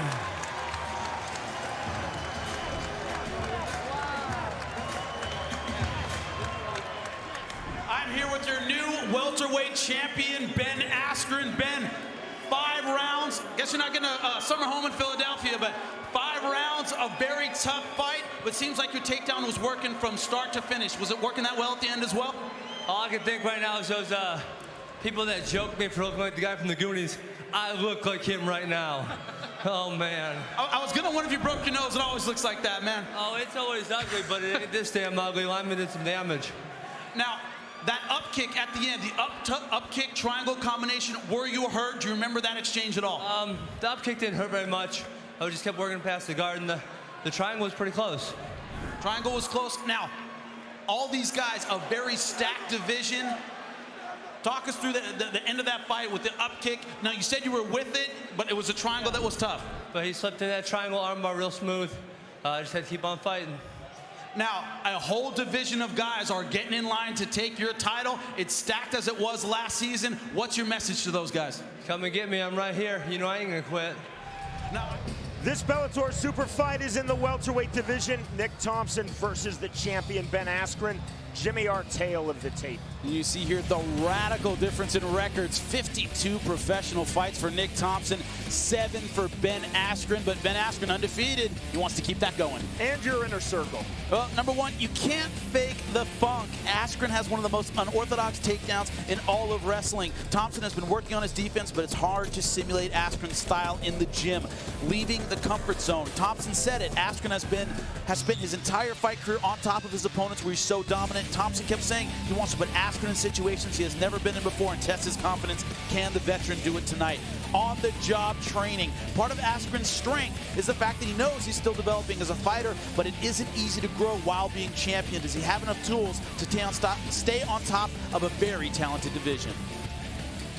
Bellator Fighting Championships on MTV2 tonight from First Council Casino Hotel. First in entertainment, now present a non-title super fight, 3 5-minute rounds in the welterweight division, sponsored by Crisis 2. Be strong, be fast, be invisible, be the weapon. And now introducing first the red corner at 6'1", weighing in at 170 3/4 pounds. The veteran brings 38 professional victories, 13 defeats with 1 draw, fighting out of La Crosse, Wisconsin, introducing Nick the Go Thompson. And across the cage, his adversary tonight, fighting out of the blue corner at 5'11", weighing in at 170 1/2 pounds. The U.S. Olympian, now undefeated as a professional, tonight stands at 7-0 from Phoenix, Arizona. He is the reigning Bellator welterweight world champion, Funky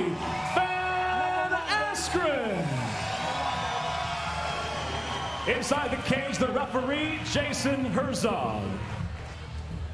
Fighters going for the rules in the back. There are no final questions from you, Blue. No final questions from you, Red. Touch gloves. Come out ready to fight. This Bellator super fight is non-title, so it is scheduled for 3 5-minute rounds. It is under the unified rules of MMA. Elbows to the head are allowed, both standing and on the ground, and there is no kicking or kneeing the head of a grounded opponent. First round, fighter, you ready? Fighter, you Jason ready? Herzog is the referee. The bell in round number 1. I wonder what Ben Askren is going to do. I would guess a takedown. Nick Thompson is in the black trunks with the red trim. The champion Ben Askren is in the black trunks with the yellow trim. Head kick by Askren, caught by Thompson, then misses with the right over the top. Askren with the right hand and slips. Thompson pounces immediately. And this is where he's so funky. This is where he earns that nickname. You think you have him on the ground, he turns into you and takes you down. Askren, 2-time NCAA Division I wrestling champion at the University of Missouri, 2-time runner-up, 4-time All-American. Thompson did wrestle at the NCAA Division I level at the University of Wisconsin. See Askren on top. That's what he does. He fools you. You think you have him on the bottom. He does something funky and weird and comes out on you. Knee on the belly by Ben Askren. You know, Askren says, I'm not weightlifter strong. I'm not a strong dude. I'm grappler strong. He has a phenomenal grip. Now going for it. Looks like a Darce choke. Has arm in on Thompson, then let it go. Short elbow by Askren. Where Askren is so good is in his mobility. He moves so well. He's extremely fluid. He doesn't hold a position for a long time like a traditional jiu-jitsu guy would. He moves all the time. Side control with the leg hooked there by Ben Askren. It makes it hard to escape. The knees, then the knee back on the stomach. Every time you think there's a door open, he closes it. You turn to the left, he jumps over you, he's on the other side. That's his strength in his grappling. Thompson trying to move from the bottom. Hammer fist now with the right hand by Askren. Nick Thompson looking for a hammer fist from the bottom. Thompson trying to go for leg lock position here. That's not going to be easy to get against Askren. And he steps right over it. Submission attempt by Thompson, denied by Askren. Oh, now he has that arm trapped. Thompson trying to explode out, but not going to happen. Can you see Ben Askren hooking the leg? That's just something you don't see a lot of in MMA in side control, Jimmy. No, you really don't. I mean, it has its disadvantages to most guys, but Askren makes up for those little things he does that are technically quote-unquote wrong. His balance and his movement make up for it. Nick Thompson, very, very confident in our fighter meeting with him. He said, quote, I'm being brought in to lose and I feed off of that. Complimentary of Ben Askren, he said he's the future of this sport, but I'm still going to beat him. Askren's so tight with his hips. Thompson trying to shuck him off, just cannot get anywhere. Watch the back of the head, fighter on bottom. Warning to Askren by referee Jason Herzog, punches to the back of the head. Thompson covering his back of the head. Thompson trying to roll. Now, you're not allowed to hit the back of the head. That's where the spine connects to the skull. Very sensitive. Hard shot there can kill you. Side control once more held by Ben Askren. Looked like he was setting up for a spinning armbar. Couldn't find it. Thompson continuing the move, though. Continuing to turn. Shrimp posture on the bottom. Well, Askren continues to move as well. He's just so hard to get away from. Somersault by Thompson. Still in side control is Ben Askren. And he's just continually working. He doesn't throw big, heavy, strong shots that are going to take someone out. He just keeps busy. Short elbows, then the right hand to the cheek by Askren. And he's just smothering. He just puts a lot of pressure, and he does enough that a referee can't stand him up. He's busy. He's moving. He's not sitting there for 2 seconds. Again, look at the knee on the chest. Askren going knee to the stomach earlier, now knee to the chest as Thompson turns out, but gives his back. Good short right hand by Askren. You know, Thompson said there's nowhere Askren can put me. I haven't been, but he hasn't fought a wrestler like Ben Askren. His style and his name fits. He's funky. Askren looking for a crucifix. Couldn't find it. See some blood out of the nose of Nick Thompson. Askren looking to step over in the full mount. Caught in the half guard. You know, it's deceptive when you watch Ben Askren. A lot of guys I know at 170 watch him and go, oh, you know, I think I could get out. I don't think he could hold me down. But it's deceptive. His movement's good. He comes at you at strange angles. You know, it's like watching like a Roy Jones. You go, wow, you'd imagine you could hit him. His hands are down by his waist, but you can't. Left hand by Askren. Nick Thompson back to his feet. Askren chest to chest, looking for a head and arm throw. Didn't get it. Askren getting the back. Thompson playing all defense. Askren looking to go with more right hands. Stop there, guys. Buddy, you're in your corner. Buddy, good. You gotta be very careful with the back of the head, okay? Very careful.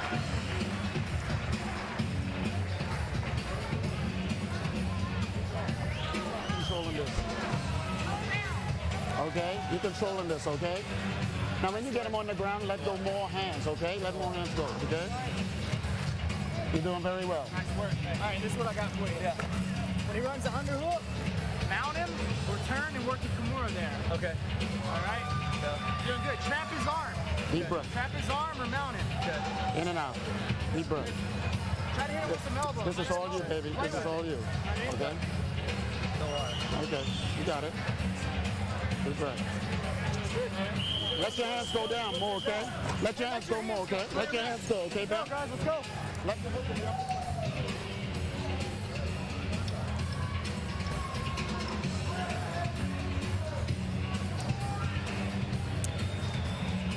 Ben Askren, Jimmy, without a doubt, one of the greatest American wrestlers of this generation. You can see there, two-time NCAA champion, four-time finals. He was in the finals as a freshman and a sophomore.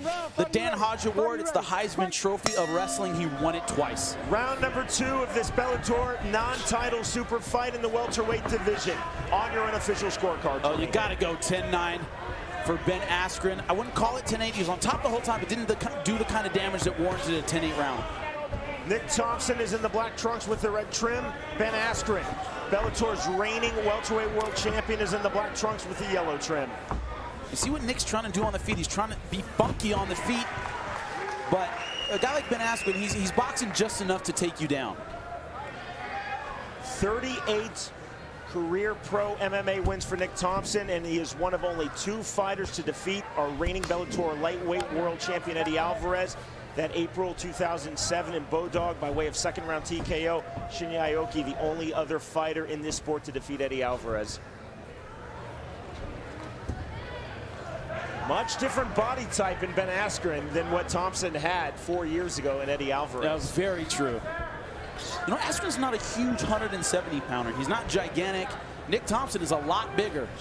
But he just uses his strength so well in that grappler style. He's sticky and strong where it counts. Thompson telling us that he'll get as heavy between fights as 230 pounds. You see here, he was about to get the mount, saw that Nick was moving, and just hopped off again.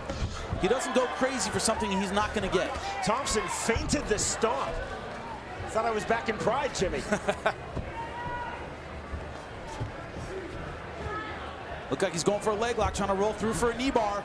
He's going to try and straighten that leg out. And Askren, you see him putting a lot of pressure. He's going to cross face. He's going to put that arm across the face of Nick Thompson, put his hips in. He's not going to get that. Right Full mount again achieved by Ben Askren. Short right hand by Askren.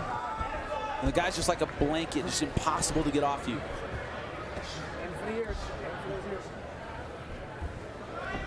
I'll never forget the look on Dan Hornbuckle's face after the first round of his fight with Askren. It was just complete frustration. He has the rear naked choke in. One hook in. Across the chin right now. It's not as deep as it needs to be. More of a neck crank at the moment. Askren not sliding it down yet. You see he doesn't have the hands locked.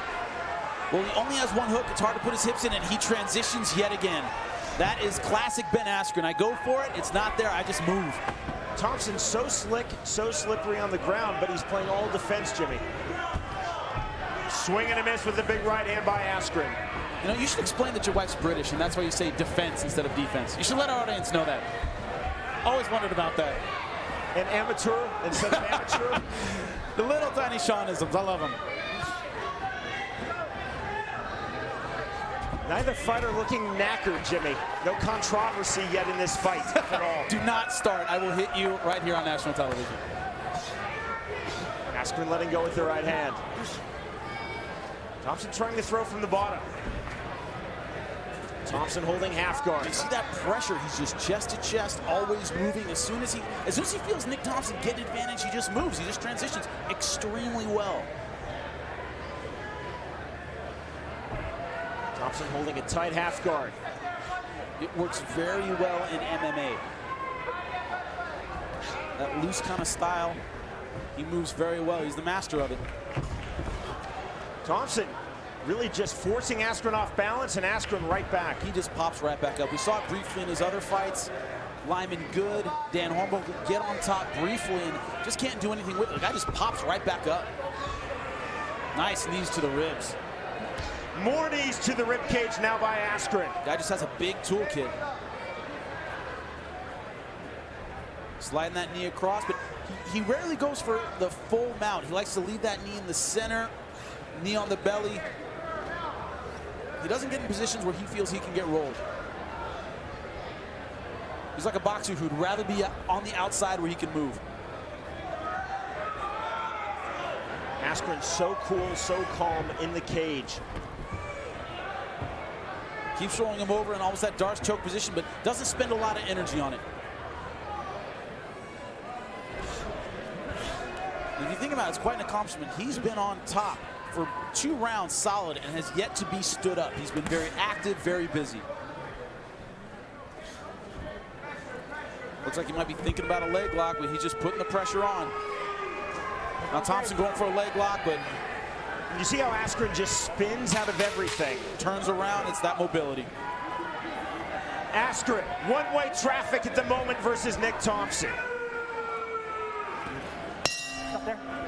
You're up, you're in your corner, fighter.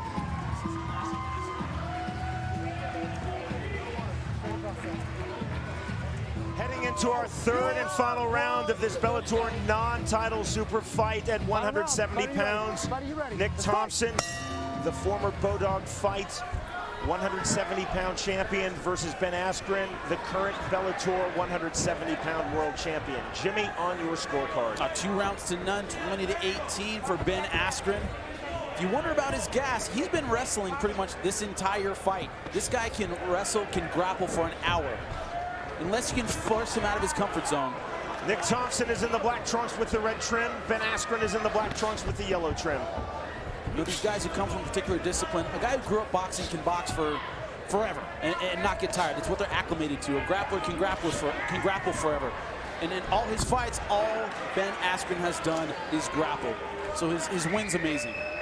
Jimmy, there have been some outstanding world-class wrestlers in MMA. Just to name a few: Mark Coleman, Dan Henderson, your very good friend Matt Lindland. How would you rank Ben Askren on pure wrestling into MMA? I think he's one of the best, especially in freestyle wrestling.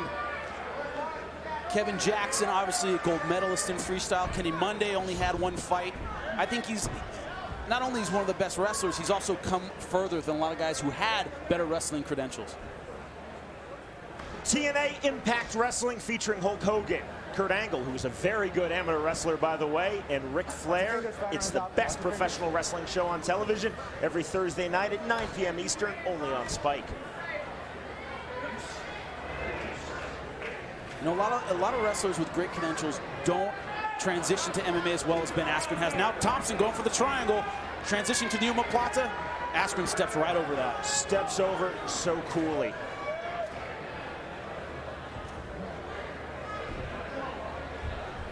And that knee right through the center. It's very hard to get close guard on Ben Askren. He's always trying to pass. He's always putting his knee through. In pure body control and positioning, Askren is maybe as slick as any fighter I've ever seen in this sport. True.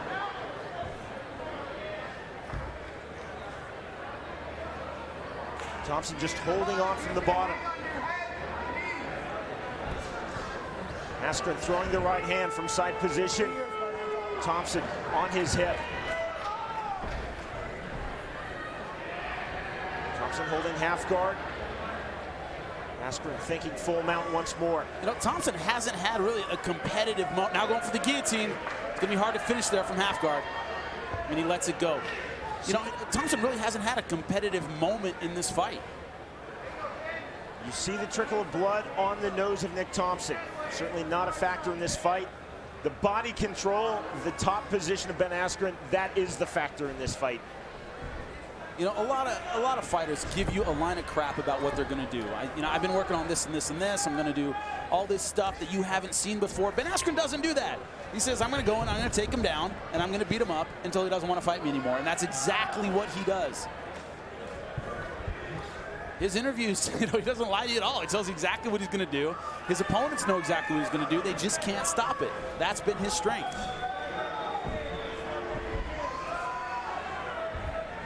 You see Thompson turning from the bottom. Man, just a frustrating guy to fight. A bit of disquiet in the crowd here at First Council Casino Hotel in Newkirk, Oklahoma, but this is just simply technical brilliance by Ben Askren. It is, and Askren doesn't care about the crowd. He always says, hey, I'm going to do what I'm going to do. I'm going to get the W. They can say whatever they want. And so far, it's worked out for him. Some fighters will tell us, in fact, a lot of fighters tell us, Jimmy, I want the big finish. I want the crowd to love me. Askren says, I just want to win. He's a competitor. He's a gamer. He wants the W. And he's well on his way to it. Only 1 minute left. When he does. 7-0 entering this bout. And now into the 15th and final minute of this Bellator non-title super fight. Nick Thompson versus Ben Askren, Bellator's reigning welterweight world champion. Askren looking very much like a champion in this bout against Thompson, so gritty. 38 pro wins for Nick Thompson in his career. Look at that from Askren, manhandling. North-south momentarily by Askren. Credit to Thompson, he is moving on the ground, but it's all defense. He's just a step behind every time he tries to move, every time he tries to roll. He's been on the bottom, I'm being told, for 14 minutes of this fight. Askren went for the guillotine, couldn't find it, then went for the ankle. Thompson, a big right hand. There's some frustration in those punches. Oh, it's also a lack of time. He doesn't finish this in 10 seconds. This is done. Dying seconds in this fight. Thompson looking for the knockout punch, letting go with the right hand. Askren covering up. The bell, the end of the bout. Well, that's a dominant 3-round performance by Ben Askren. Just what he said he was going to do. Ladies and gentlemen, having gone the distance, we'll go to your judges' scorecards. Judge Jim Lampert scores the fight 30-26, while judges David Sutherland and Gary Ritter both score the fight 30-27, all for the winner by unanimous decision. He is the reigning Bellator welterweight world champion, Funky Ben Askren. Ben Askren now 8-0 in his pro MMA career. A dominant performance, controlled the fight, gets the win versus Nick Thompson. I'm here with your winner, Ben Askren. Your first anniversary, a gift for your wife, another W. How's that feel? Yes, sir. It felt great. Would have liked to finish. I know the fans are on my ass about it, but I still haven't lost around unanimously. How do you like me now? Now, two guys that definitely want a shot at you. Rick Hahn, he's fighting in the finals versus the thoroughbred Jay Heron. What are your thoughts on that fight? I watched Jay Heron tonight and I wasn't impressed. I'm in his dressing room, so who knows, he might come try to get me, but he ain't got nothing for me. So you have the answer for anyone, right? I would like to believe so. I know I'm having an argument on that, but let's do it. Bring it on. Your champion, Ben Askren, ladies and gentlemen. The winner, by way of unanimous decision, Ben Askren, with his wife Amy, very happy, defeats Nick Thompson. Jimmy, for this world title fight, this is our tale of the tape. You see Ben Askren undefeated in his young career, 8-0. Jay Heron, vastly more experienced, 26 fights, and he's taken on some great talent. Here again is Michael Williams. Bellator Fighting Championships on MTV2 and in HD on FX2 now presents the first of 2 world title fights here in Bellator Season 5. Brought to you by Everlast. Greatness is within. We now go inside the cage. 5 5-minute rounds for the Bellator Welterweight World Championship. Introducing first, out of the red corner, at 6 foot, he weighed in at 169 3/4 pounds. The Season 4 welterweight tournament champion brings an impressive professional record with 22 victories, 4 defeats, fighting from Freeport, Long Island by way of Las Vegas, Nevada, world title challenger Jay, the Thoroughbred Heron. And across the cage, Out of the blue corner, at 5'11", weighing in at 169.5 pounds, the U.S. Olympic wrestler, as a professional inside the cage, stands undefeated at 8 victories, no defeats, fighting out of Milwaukee, Wisconsin, the defending Bellator welterweight world champion, Funky Ben Askren. And the third man inside the cage, referee Jason Herzog. Guys, we've gone over the rules in the back. This is for the Bellator welterweight championship. Are there any final questions from you, Blue? Any final questions from you, Red? Touch gloves, come out ready to fight. This Bellator World Title fight is under the unified rules of MMA, scheduled for 5 5-minute rounds. Elbows to the head are allowed. Jay Haran versus the undefeated champion Ben Askren, the bell in round number 1. How long can Jay Haran stay on his feet? That's a huge question. Askren said, I'm going to come right in, look for the takedown. No takedown yet. Askren has been training extensively on his boxing and on his kickboxing. With Duke Rufus, one of the best in the world. But he's very candid. He knows he's not a great striker yet. That's going to take a lot of years. He sticks to his strengths. Askren said my striking, quote, is a work in progress. But he believes, as he said, he can put any 170-pounder in the sport, probably on the planet Earth, on their back. I totally agree with him. Big uppercut by Haran, now letting go with shots. Now, this is not where Haran wants to be. Even on top, Ben Askren is funky. He's going to turn, look for a leg, and go for the takedown. Doesn't do a lot of traditional jiu-jitsu stuff. Side control now held by Jay Haran. He is in the white and yellow trunks. Ben Askren is in the black and gold trunks, paying homage to his nearby University of Missouri Tigers. Jason Herzog is the referee. Askren said he's very comfortable off his back with his bottom game, but this is what he's so good at. Sitting up, grabbing a leg, and driving forward. Askren back to his feet. All of the sportsmanship that we saw in Prindle versus Sparks, expect none of that here. These two guys have genuine animosity, genuine dislike coming into this fight. Yeah, but they're professionals. They're not going to let that talk affect the way they fight. That is key. Haran said, I'm a really emotional person, but I have to fight emotion-free. Askren said, I've gotten in his head, he lacks confidence, and he really lacks confidence against me. Every second, though, he spends on his feet, he's going to gain confidence. No shot yet from Askren. Good right hand by Askren. There's the shot from Askren.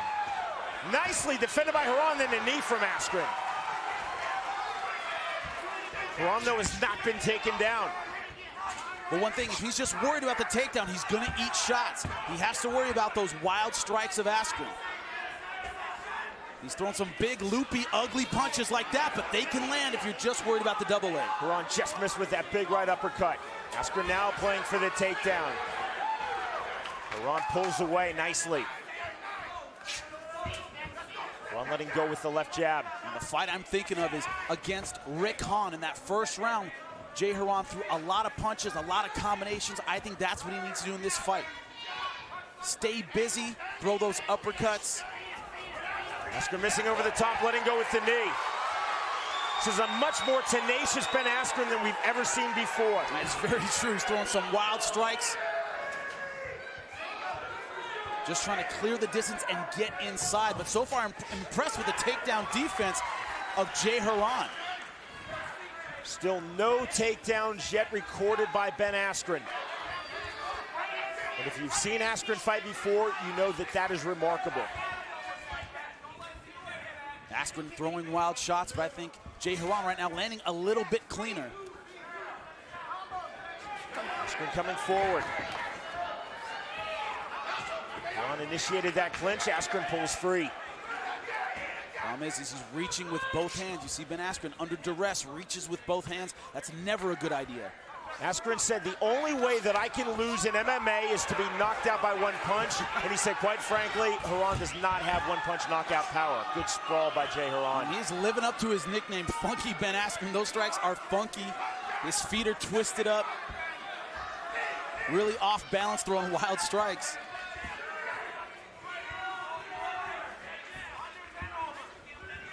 But I think Jay Haran still needs to stay conscious of those strikes. Bouncing the step now of Haran. Earning this world title shot by virtue of winning Bellator's Season 4 170-pound tournament earlier this year. Jay Haran keeps pawing at his eyes. I think maybe a couple of those shots grazed his eyes. A little bit of blood you see on the nose.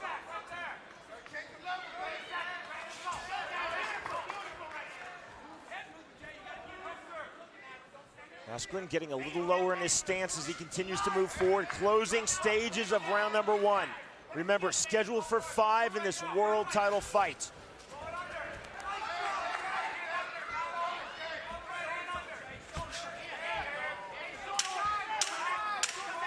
Haran keeping his composure.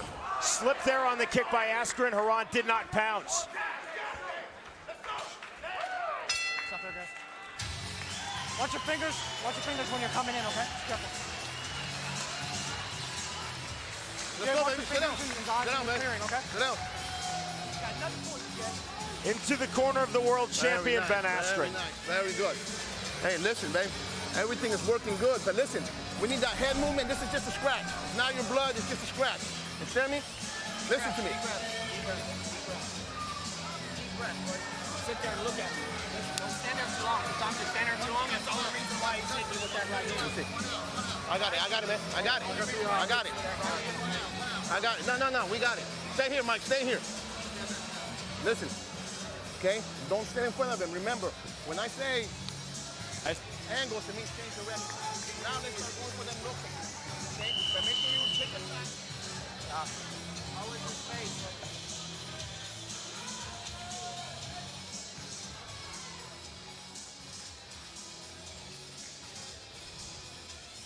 Heading into round number 2 of this world title fight at 170 pounds. Jay Haran versus the undefeated champion, the 2008 U.S. Olympian Ben Askren. Jimmy, on your scorecard. Man, that was such a tough round to score. It literally could have gone either way. I give the slight edge to Jay Haran, a little bit tighter with the strikes, and Ben Askren not able to get his takedown going. Jay Haran is in the white and yellow trunks. Ben Askren, the champion, is in the black and gold trunks. Askren described this strategy as take him down and beat Jay Haran up on the ground. Thus far, no takedowns by Ben Askren. See that sharp jab? That's why I'm giving him that first round. He landed that jab with some consistency. Weren't big shots, but sharper catching Ben Askren coming in. There's the sprawl, and there's the first takedown. Big ovation from this Kansas City, Kansas crowd. Obviously, Ben Askren wrestled University of Missouri is going to get a lot of support here from this crowd. The MU campus just over a 2-hour drive from this venue. A lot of MU fans in Kansas City turning out for Askren. Haran going for the vicious up kicks. Look how sticky now Askren is, chest to chest. He's at his best, I think, on top when he is moving, when he's mobile. Changes position so well, you don't know where he is until it's too late. That is the strength of Ben Askren on top. Ben Askren is a fighter and as a wrestler expresses supreme confidence. But as a fighter, he admits his flaws, he admits his weaknesses, but he emphasizes his strengths, and he believes that his strengths will always see him through. You know, before we saw Joe Warren get knocked out against Alexis Vila, all he talked about was his striking. My striking's so good, I'm working on my boxing, I'm gonna knock somebody out, and he got knocked out.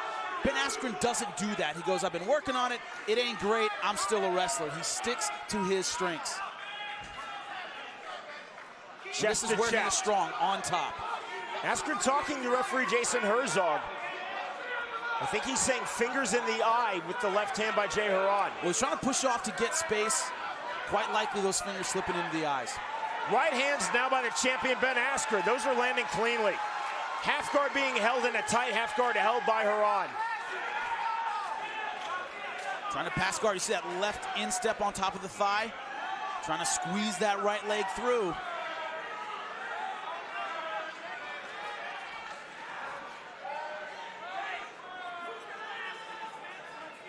Haran still holding half guard. Askren trying to punch to the body with the right hand. And a lot of great wrestlers, great jiu-jitsu guys at Extreme Couture in Vegas, but the style of Ben Askren is so difficult to simulate. Not only his wrestling, but his jiu-jitsu. He doesn't do jiu-jitsu like a world champion. He does it like a hybrid wrestler. It's a very funky, difficult style to train for. You can find other former national champions at the NCAA Division I level to train with. You can even find former Olympians to train with, but who really would emulate Askren's style on the mat? Very hard to do.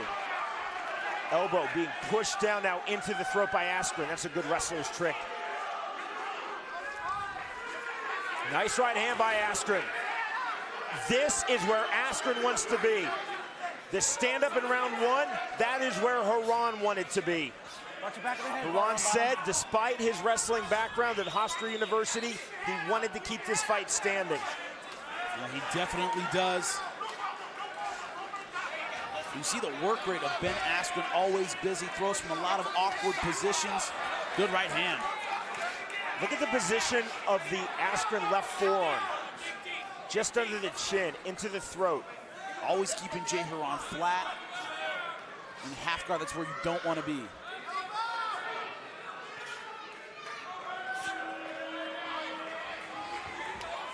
Finally getting full guard. Full guard achieved by Jay Haran.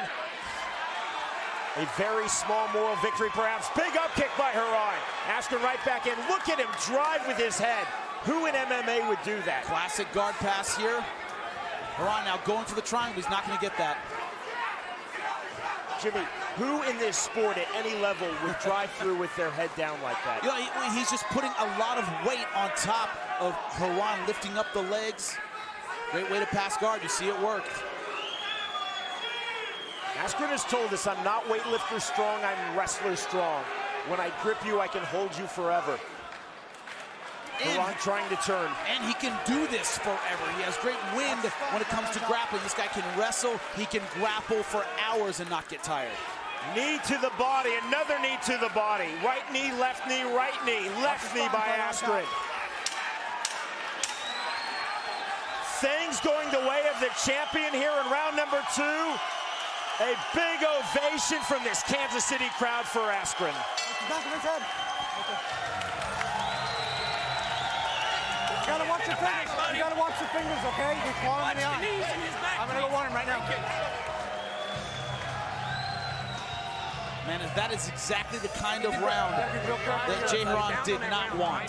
Now listen,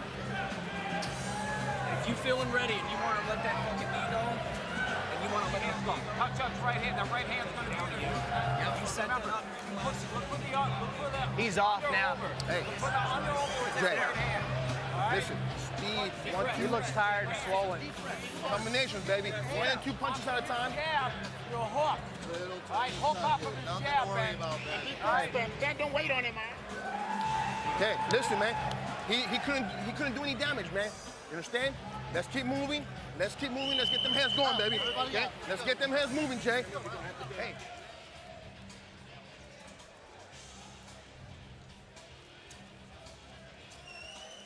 See the takedown attempts by Ben Askren. That first round stuffed by Jay Haran, even deep on a single leg. I'm really impressed with the takedown defense of Jay Haran, but in that second round, so tight on that double leg, he finally gets on top, and from there, nothing but Ben Askren. Heading into round number 3, this world title fight, again scheduled for 5 5-minute rounds. Jimmy on your scorecard. Gave that last round to Ben Askren. How could you not? It's all tied up. Jay Haran is in the white and yellow trunks. The champion, Ben Askren, is in the black and gold trunks. I've said it before many times, the style of Jay Haran, that hunt and peck kind of style, throws a lot of punches, but not a lot of big bombs, makes him much harder to take down than a power puncher like Lyman Good or Dan Hornbuckle. Doesn't have a lot of one-shot knockout power, but he throws good hands, good combinations. I think that's what's frustrating Ben Askren from the outside. He's not loading up big shots that Ben Askren can see. 50 seconds into round 3 of this fight. Askren has recorded exactly 1 takedown, but off of that takedown, he did not allow Jay Haran back to his feet. No, he certainly didn't. That, of course, in our last round.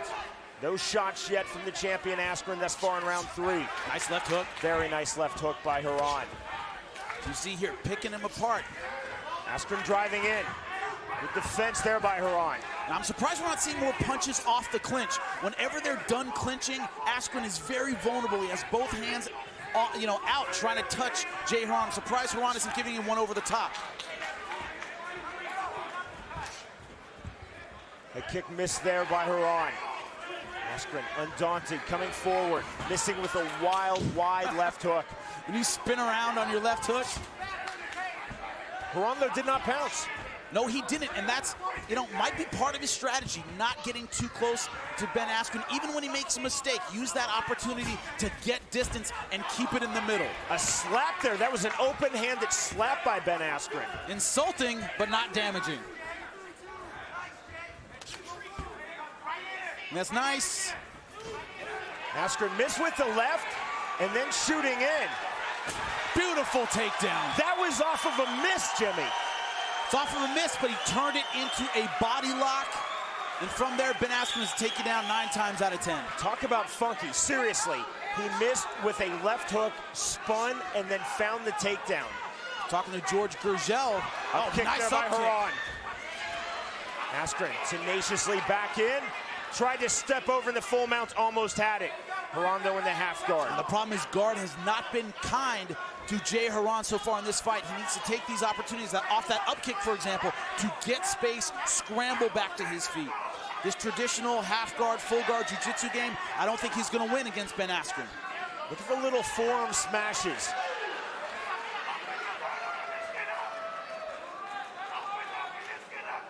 Hey, his ground and pound is death of 1,000 cuts. He doesn't land a lot of big bombs. He doesn't sit up real high. He just lands little shots that wear you down. That's absolutely smothering by Ben Askren. Look at the placement of the knee, stepping over, clearing the shoulder. Good job by Jay Haran. Oh, that's gorgeous by Haran. Haran cannot stay here with Ben Askren. Even if he's on top, he wants to push away and get space. Just what he did. Askren, a clubbing little right hand. Half hook, half uppercut. A good takedown, but didn't get a lot done on top. Askren coming forward again, missing with the 1-2. Haran rubbing at his right eye. We're seeing similar styles. They're just in different places. On the feet, Jay Haran slowly picking apart Ben Askren. No big bombs, no power shots, light shots, but accurate. On the ground, the exact opposite. Ben Askren on top, landing these short little shots that keep him there on top. Haran keeps rubbing his right eye. He's squinting a bit out of that right eye, but he's definitely not cut. He has been doing that since the first round. Could have been a punch, scraped his eye, Sean. Body kick lands. Haran just missed with that head kick. Spinning back kick there by Haran. Askren saw it coming. But in this round, it's Jay Haran landing the more effective strikes.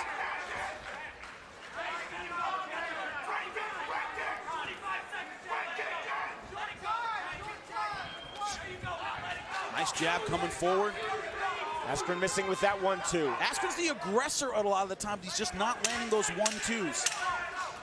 It's Jay Haran more successful from the outside, especially with that jab. Closing seconds of round 3. We're heading to deep water now.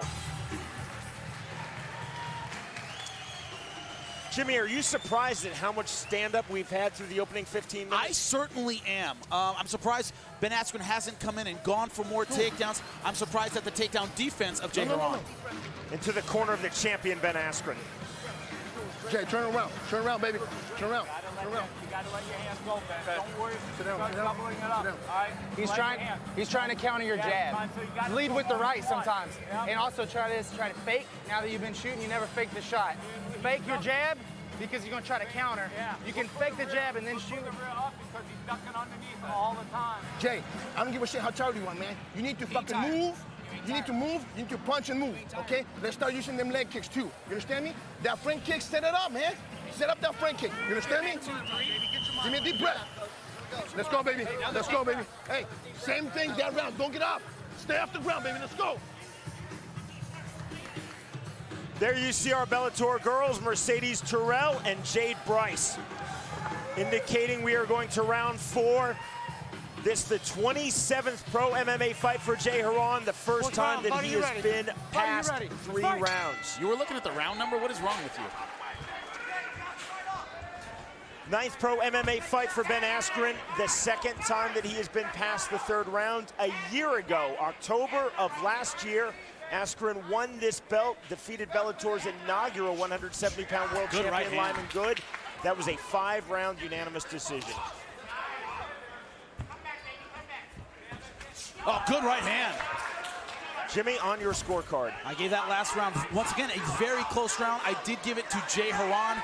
Thought he landed the more effective strikes. Jay Haran is in the white and yellow trunks, in top position, throwing the right hands as the champion Ben Askren in the black and gold trunks. Ben Askren did get the takedown of that last round, but didn't do a lot with it. I don't think he held him down long enough to win that round. This one starting out very well for the champ. 3 big knees by Askren, make it 4. The Kansas City crowd really reacting to that. Now this is wrestling 101. It's called parterre position. Fighter grabbing his close. It's a standard in NCAA wrestling. He's been here for years. Another big knee by Askren.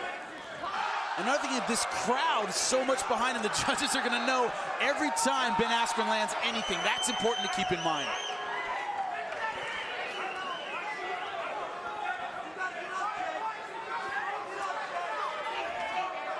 And this is so fatiguing, Sean. You're not only carrying your weight, you're carrying your opponent's weight. He's putting pressure on you.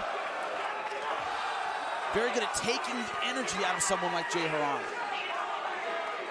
Askren, all body control from this top position. You see Haran just turtling down, playing all defense at the moment, and another big knee from Askren. I see him complaining to the referee about hitting the back of the head, but those look legit to me, aiming for the ears. Reverse hammer fist now, right hands by the champion Ben Askren. I think the word is stuck. Jay Haran, so talented, so explosive, is stuck right now in this position. It certainly is. He doesn't want to explode and give up his neck, give up something stupid.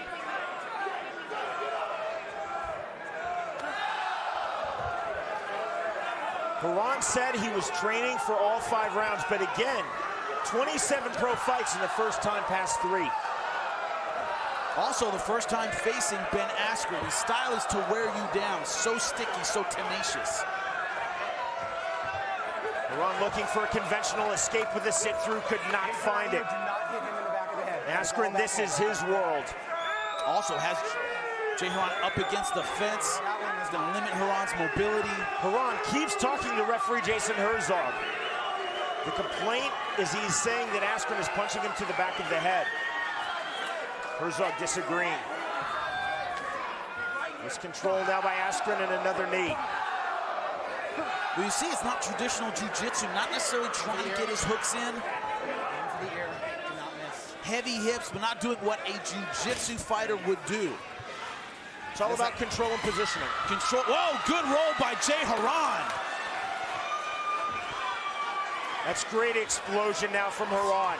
Look at that hip pressure from Haran, but Ben Askren so good at picking it up and using it, driving forward, looking for another takedown. He does not get it. Haran back to his feet in the center of the Bellator cage. And this has been an outstanding fight from both guys, Sean. Well done by Haran there on that escape. This is again where Jay Haran wants to be. Askren dropping his shoulders.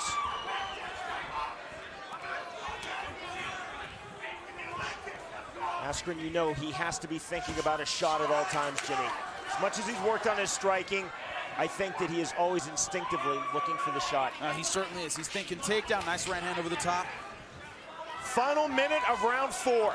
The problem is if Jay Haran, like in this round, falls behind, he doesn't land the kind of big bombs that are going to swing around in his favor. He tends to land, shots like that. Accurate pinpoint, but not round-changing shots. He cannot fall behind like this. The first title defense for Bellator's reigning and thus far undefeated welterweight world champion Ben Askren. Will it be a successful title defense, or will Jay Haran become Bellator's 3rd ever 170-pound world titleist? You okay? Well, he got fingered in the eye. Time called by referee Jason Herzog. You saw Ben Askren turn to the ref, I think, and tell him, oh, he took a finger in the eye. Into Haran's left eye. Yeah, these guys don't like each other, but they're still sportsmen, they're still professionals. Tell him you can't see. Just like a low blow, Haran now can take up to 5 minutes to recover. See if we can get a look at it. Moving in, nice left hook. Yeah, that left finger went right into his eyes. You see Ben Askren pointing to him. I think he was acknowledging, yeah, I got a finger in his eye. Just careful when you're Got bad blood, but they're still pros, man.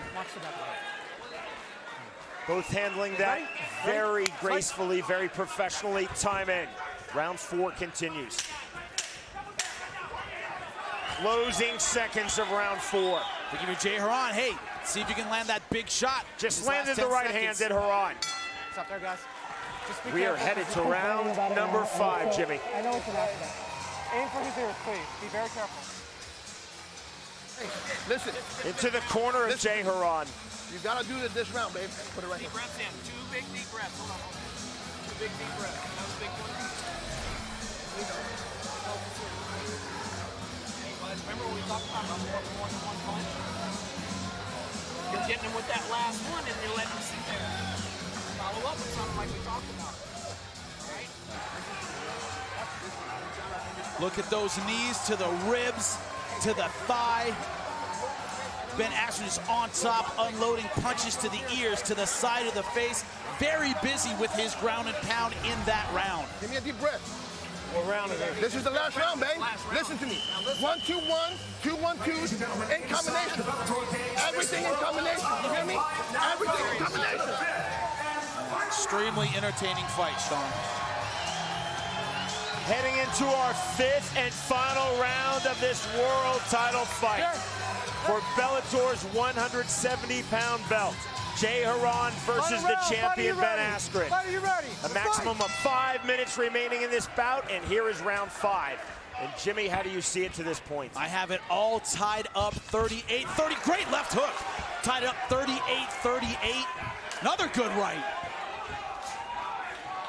So on your scorecard, unofficial scorecard, but you always, I think, see these really, really well. Oh, thank you, Sean. I think we almost always agree. If Haran wins this round on your scorecard, he's the new champion. I believe that. I think they are tied, 38-38. He has to defend the takedown early, and he does. 3 judges, of course, scoring this fight. We are in Kansas. They are scoring for the state of Kansas. And it's been back and forth. First round to Haran, second one to Askren, third one to Haran, fourth one to Askren. When he scores the takedown early in the round, he wins the round. When he doesn't, he loses on my scorecard. Be sure to join us next week and get caught up on all of the tournament action and preview all 4 tournament finals. It's Bellator Season 5 Road to the Championship, and it premieres next Saturday night at 11 p.m. Eastern Time on MTV2 and in HD on Epix 2. Our 5th and final round of this Bellator welterweight world title fight, Jay Haran versus the champion Ben Askren. Glad you were with us for Bellator Fighting Championships. Sitting cage side along with Jimmy Smith, I'm Sean Wheelock from the Great Memorial Hall in Kansas City, Kansas. Nice jab by Haran. With that funky hair of his, every time he gets hit, you can tell when that jab pops in. Every time his head pops back, you can see it, Sean. Jay Haran having a lot of success with that jab. That's why I've given him the rounds I have given him. Just accurate, tight strikes. Not landing big shots, but tight, accurate, picking Ben Askren apart. Haran letting go with the left hand, did not find the mark on that hook. Askren missing with his shots, Haran missing with his counters. And so far this round, to me, has been all Jay Haran. Nice. Beautiful job with that left hook and jab. 2 lefts there by Haran finding the mark. And it's hard to shoot off the lead hand, the lead jab, the lead hook. It's hard to read, it's hard to see, it's hard to go underneath. The big bomb with the right hand, easy for him to drop level and get the takedown. That's why he's not throwing it very much. Nice uppercut. Now it's Haran coming forward, a big smile to Askren. Now Haran's starting to loosen up. Askren missing with his shots. He does not want to get careless, though. This is a very close fight. Don't forget, We are on Ben Askren's home turf. He does not want to see this fight go to the judges. A lot of tension that was previously in the face of Jay Haran seems to have disappeared here in round 5. He looks loose, relaxed, and confident. Only 2 minutes left in this fight. I think to have a shot to win this round, Ben Askren needs a takedown. He has been outboxed for 3 minutes. Askren faked the shot there. Haran. You see, even when he's unloading, even when he's throwing combinations, Jay Haran is still very conscious of the takedown. Haran feinted the Superman punch a moment ago before throwing the conventional left. I like what he's doing with that jab, keeping it in Askren's face, not giving him an easy path to his legs. Jab so underused in MMA, Jay Haran has used it to perfection tonight. Oh, big back kick! Haran raised his hands, didn't pounce, now he does. No, he does not want to pounce on Ben Askren. This is Ben Askren's world. He wants to stay outside and do exactly that. Showboating and all-out taunting now from Haran. That's what he wants to do. He doesn't want to move forward and let Ben Askren do this. Move forward and grab his leg. Jason Herzog is saying that's a kick on a downed opponent. Askren is not bothered. We continue. Obviously unintentional. He's going for the legs. Ben Askren tends to sit up and look for legs, and that's what happened. Good call by the referee. This is the 25th and final minute of this world title fight. Well, this last round has been all Jay Haran. Will he finish strong, and will the judges see it his way? You don't want to fight a Missouri Tiger here. Askren entered as the champion. Will he leave as the champion? Will Jay Haran become Bellator's 3rd ever 170-pound world titleist? So much suspense here at Memorial Hall in Kansas City, Kansas. Great jab. Oh, good right hand. Askren feeling great about things right now. Hands down, letting go. Final seconds of the fight. Askren looking for one more big punch. The bell and the end of 25 minutes of fighting. An outstanding performance by both men. Will Jay Haran leave the champion? That is a huge fight for him. Ladies and gentlemen, in this world title contest, we'll go to your judges' scorecards. Your first judge, Henry Gary, scores the fight 48-47. He sees it for Haran. Your second judge, Mike Boyd, sees the fight 48-47. He sees it for Askren. Your third and final judge, Kevin Champion, scores the fight 48-47 for the winner by split decision. And still, the Bellator welterweight world champion, Funky Ben Askren. Some cheers, some boos here in Kansas City, Kansas. You just saw Ben's wife, Amy Askren. Obviously, she's elated. Ben Askren, a successful defense of his title. He's with Jimmy Smith. I'm here with your welterweight champion, Ben Askren. Ben, you do not look like a guy who's pleased by his performance tonight, man. What's going on? Yeah, I'm not pleased at all. You know, I'm supposed to be getting better, and I did hit some stuff on my feet, but in no way did I, dominate Jay like I wanted to, and that's what I wanted to do, and I didn't do it. I'm highly disappointed. The judge could have went either way on that one. I won split. He fought a good fight, and personally, I expect more out of myself, and I didn't give it tonight, and I just got to go back to the drawing board and get better.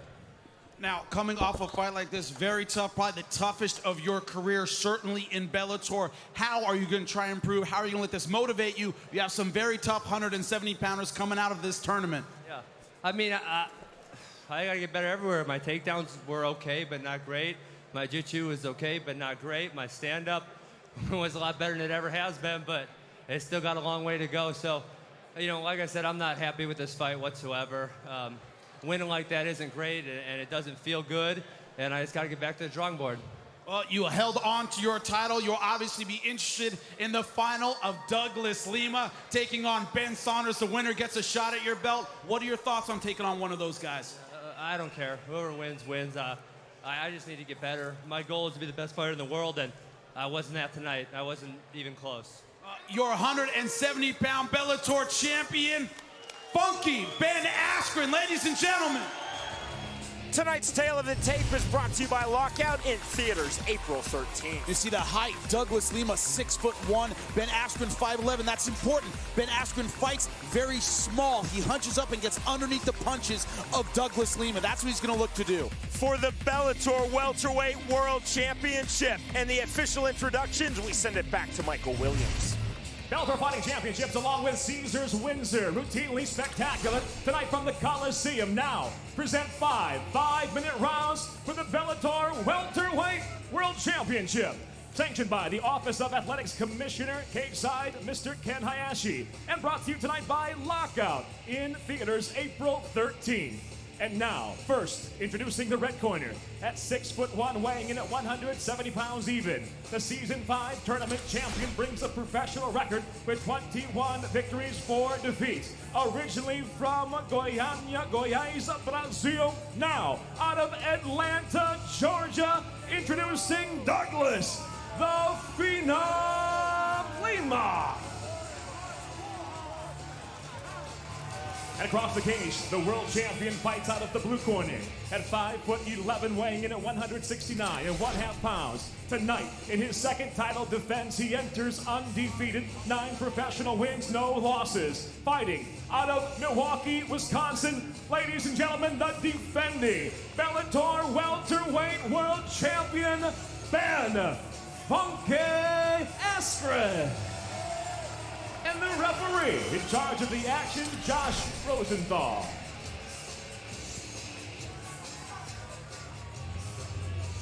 All right, gentlemen, I've been over your instructions. I expect a clean fight. Obey my commands at all times. Defend yourselves at all times. Touch gloves, go back. Let's do this. This world title fight is under the unified rules of MMA. It is scheduled for 5 5-minute rounds. Douglas Lima is in the gray trunks. The champion Ben Askren is in the black trunks. Round number 1. Josh Rosenthal is the referee. A reminder, we will stay with you to the conclusion of this fight. Short left hand thrown by Askren. No surprise here. Askren going right in for the takedown. Kick by Lima on the outside. Askren already in stalking mode. Oh, good right.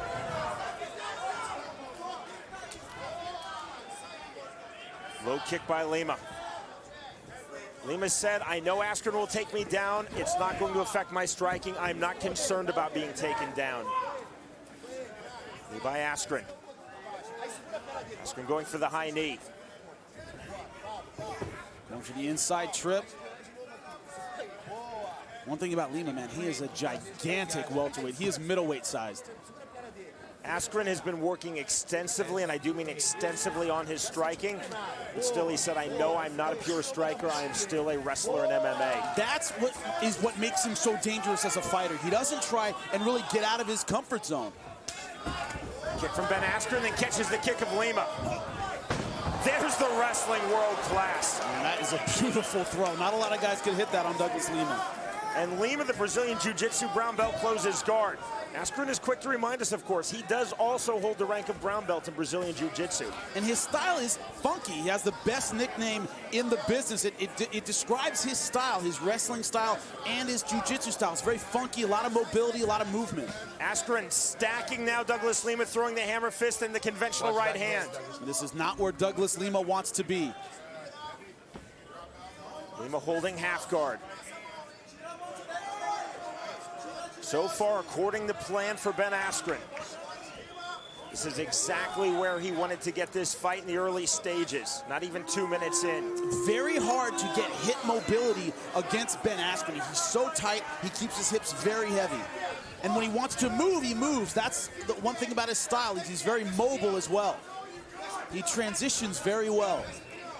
Askren securing the right foot of Douglas Lima with an outside toe hold, trying to throw the reverse hammer fist with the right hand. Just like that. So much movement from Askren on the top. Watch the back of the head, Douglas.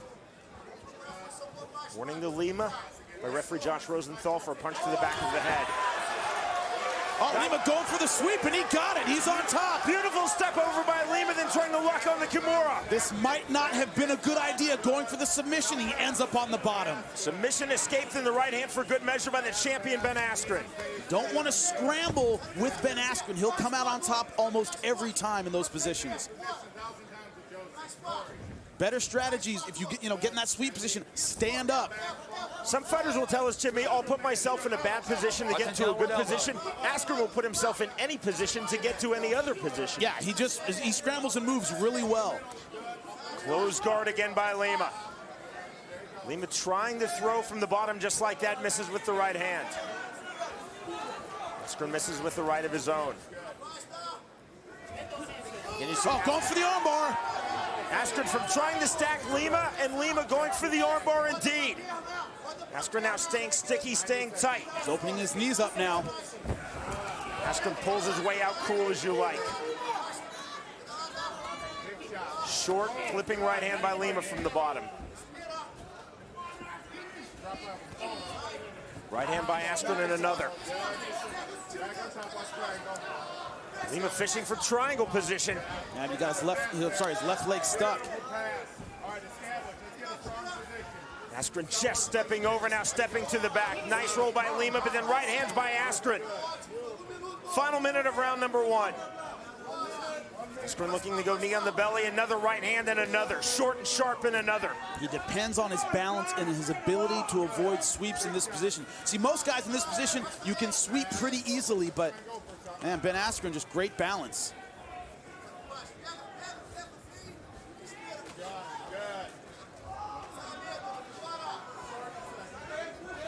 Ben Askren's ground and pound, far from devastating. He doesn't land big bombs, but he keeps throwing.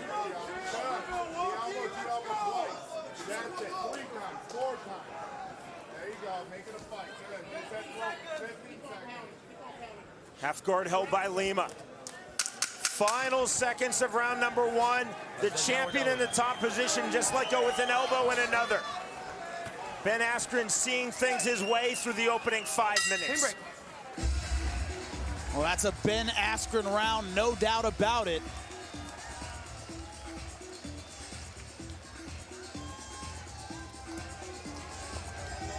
There you see the wife of Ben Askren, Amy Askren, who had the good fortune of growing up in Kansas City. Move your feet. Don't worry about landing big. Get the hands moving. Just watch that low kick, okay? Breathe. Doing good. You're doing great on the ground. Just stop. Don't rush the takedown. Kick, heel kick back. Kick, heel kick back. That's your easy go, okay? When you kick, you can't help but to kick back. Breathe. You won that round. You're looking great. Good. Give me the towel. Good. Looking great. Good. Up. That's it. Breathe. You see here from that first round, Ben Askren throws the kick. When Lima kicks back, puts him against the fence. Beautiful throw. Later on, Lima able to get the sweeps here. Grabs both feet. This is Jiu-Jitsu 101. But you see, he stepped over and went for the arm rather than standing up. And Ben Askren is able to scramble out of that position, wound up on top. Jimmy, in the relatively short history of our sport, MMA, there have been far more accomplished wrestlers than Ben Askren. This sport has been filled with Olympic medalists and Olympic gold medalists. I'm not sure that any MMA fighter in the history of this sport has been as committed to their wrestling as Ben Askren. Yeah, that's true. I mean, there's guys, Kenny Monday fought once in MMA. Kevin Jackson was a world champion. Outside trip, then to the mount, and Lima lost it just as he got it. Ben Askren doesn't care about anything but wrestling when he fights. Rulon Gardner in MMA for one bout against Yoshida, and he really didn't wrestle. Tried to be a striker. Askren is about his ground game, his wrestling, and to a lesser extent his jiu-jitsu. Lima again holding half guard. How did you see round 1, Jimmy? 10-9, Ben Askren, no other way to see that round.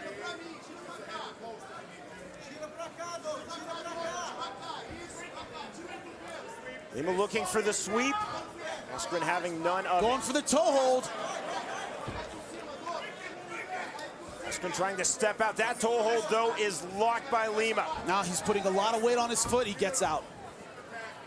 Askren did not even flinch. No, you don't understand. He was countering it by sitting his weight back on his foot. Didn't look like a lot, but it doesn't take a lot. He's sitting his weight back. It's a very efficient way to get out of toe hold.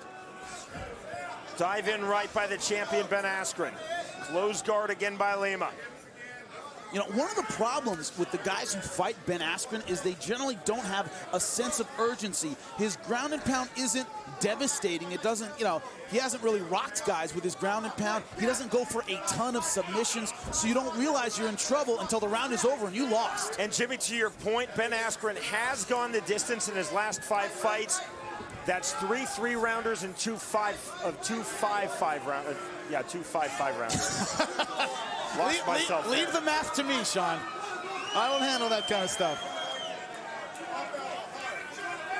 He goes to a lot of decisions, let's put it that way. And the one finish he did have, you know, against Ryan Thomas was due to an error by the referee. So he hasn't shown he can finish at this level, but you know, a win's a win as far as Ben Askren is concerned. I really should have tried harder in math when I was in school. That was shocking. We all have our strengths and weaknesses, Sean. I don't know anything about soccer, so come on. Askren again in top position. You see Lima trying to roll to better position. Rolled into close guard. Askren posturing up on his knees. Now to his feet. But you see, you see what I mean about Lima. I mean, he's kind of rolling around and he's going for things, but there's no sense of I need to do any one thing because, you know, it's not like he's getting hurt. It's not like he's in submission trouble, but it's easy to lose rounds this way. Askren, knee on the belly, stacking Douglas Lima. And more right hands. And Askren's very busy. He doesn't let up with his pressure.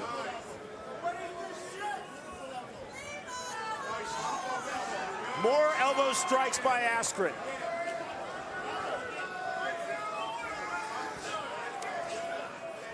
Right hands, then the elbow. Then a forearm for good measure. Askren letting go with the right. Let me tell you, Sean, 50 punches hurt. I don't care how hard they are, they hurt. They will take their toll, and that's it, man. That's what happens with Ben Askren. It's death of 1,000 cuts every time. Lima looking to explode up, looking for the up kick. He just can't find it. Look at the pressure. Look at the stacking ability from Ben Askren on Douglas Lima. And that's all balance. Normally, a guy in that position, you sweep, no problem. And yet, Ben Askren is confident, standing right over his man. Lima again closes guard. Brings his man close, chest to chest, and Askren lets go with left hands to the body. You know, right to the body. Askren, when we talked to him, questioned the stamina, the endurance of Douglas Lima. You see his strategy here. Draw him into the deep water, one punch, one takedown at a time. All right, let's advance the position, guys.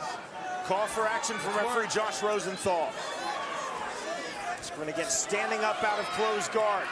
Lima trying to load up the up kick. Askren trying to dive in with the right hand, couldn't do it. Lima trying to kick out the back leg now of Askren.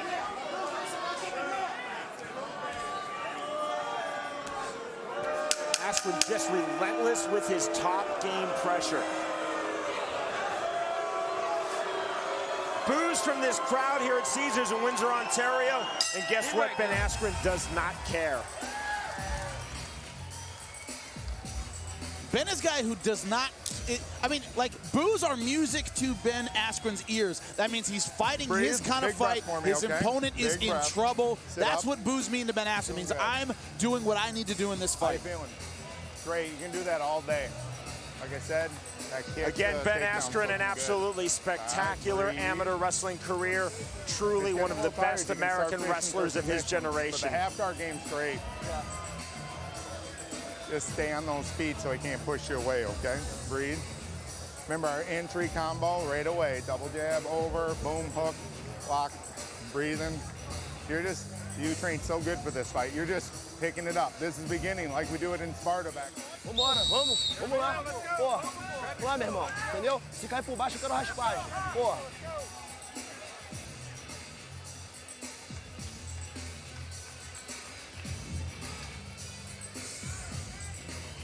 Heading into round number 3 of this Bellator welterweight world title fight. Douglas Lima versus the undefeated champion, the 2008 U.S. Olympian Ben Askren. Jimmy, how do you see it thus far? 2 rounds to none for Ben Askren, both 10-9s.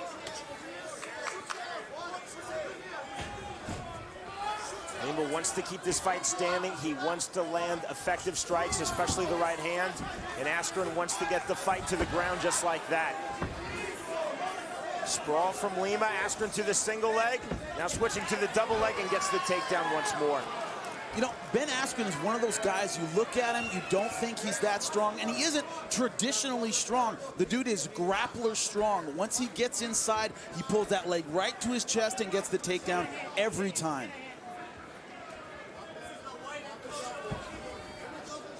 Next week, Bellator season number 6 continues. Will be an AC for the bantamweight world title. The champion, Zach Makovsky, looks to make his first title defense versus the Brazilian prodigy, Eduardo Dantas. And in 2 Friday nights from this evening, we will be in Cleveland, Ohio. It is the rematch, Eddie Alvarez versus Shinya Aoki. Lima now in triangle position. He has to pull Askren's head down and then angle. Askren doing what he does, stepping over. Askren just sitting down on Lima.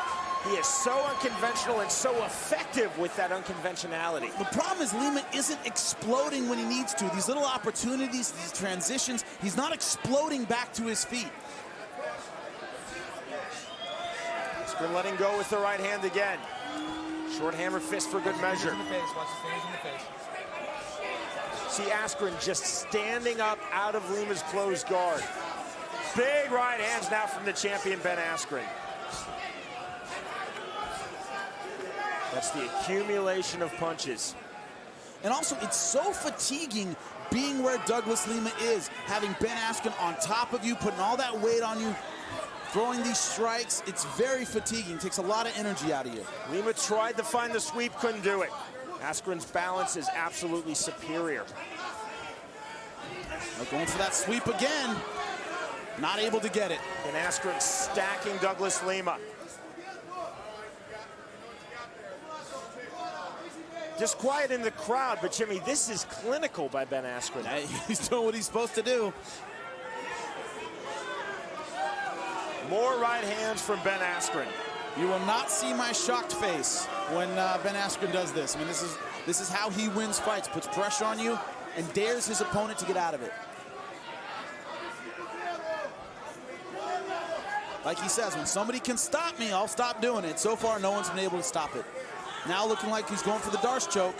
Has to get high on the bicep. Oh, he's got it. Askren locking up the Darce choke, looking for the submission finish, then trying to step over. Lima closes half guard, playing all submission defense, but you see the left arm on the bicep.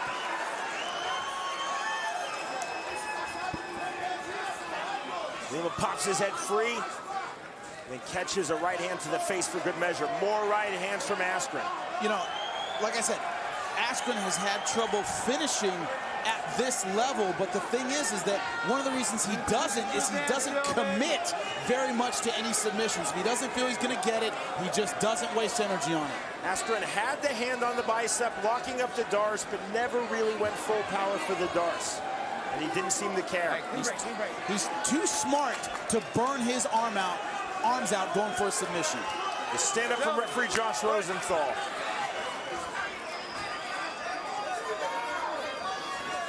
Minute 15 of this fight, scheduled for 25 minutes, scheduled for 5 rounds. This for the Bellator Welterweight World Championship. It's been essentially one-way traffic for the champion, Ben Askren, thus far.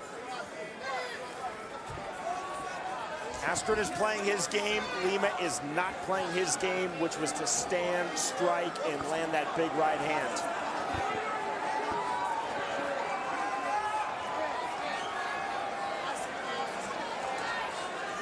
Gotta work, gentlemen. Knee to the thigh by Douglas Lima.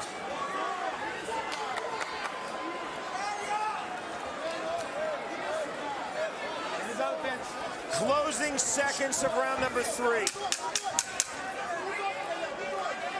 Lima trying to come forward. bounce into the step of Ben Askren. Heading into deep water and heading into the championship rounds.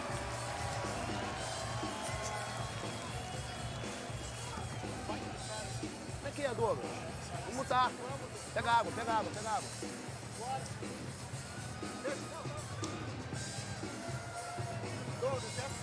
Meu irmão, ele andou pra trás, esse Douglas. Aí, olha só. Agora eu quero que você ganhe no meio do ringue, meu irmão. No meio do ringue. E fazer isso que fez agora no final do round. Tá? Vamos virar essa luta, velho. And it has been all Askren so far. Highlighted this fight is going to be all takedowns and grounded pound. Round number 1, Lima trying to angle, but as soon as he gave up this takedown, it was all Askren. Went for the sweep, but stuck on the arm, and Askren able to come out the back door on Douglas Lima. Round number 2, takedown, ground and pound from start to finish. Douglas Lima not able to get in this fight at all. Same thing in round number 3. It's just been a matter of how fast Ben Askren has been able to get the takedown. Because once he's on top, Douglas Lima has not threatened at all. This will be the first time in his 26th pro MMA fight for Douglas Lima that he will enter round number 4. Ben Askren has gone 5 rounds twice previously in his 9 career MMA bouts. October of 2010 when he won this title versus then champion Lyman Good in Philadelphia by way of unanimous decision. In October of last year in Kansas City, Kansas, when he defended this title for the first time, winning a split decision versus Jay Haran. Nice leg kick. But Ben Askren is tenacious with this takedown. You see here, good sprawl by Douglas Lima. Hips all the way on the floor. That's how you're supposed to do it. And Ben Askren gets back to his feet and keeps attacking for the takedown. He doesn't give up. He doesn't pull guard. He keeps driving until he gets it. Short knee in that sequence and a short right hand. Another knee by Lima, all to no avail. Askren somersaulting his way out now looking for the up kick. He was looking for what's called a head and arm throw, but he slipped, wasn't able to finish it. Lima allows Askren to stand. A little surprised he didn't try some ground and pound. Low kick. Lima trying to get off of his shots. Askren caught a knee from Lima as he was coming in. And there again is the takedown. Askren walking through the shots, walking through the knee of Lima. He just doesn't care. He takes one, he keeps coming in. Close guard again from Douglas Lima. A low close guard from Lima.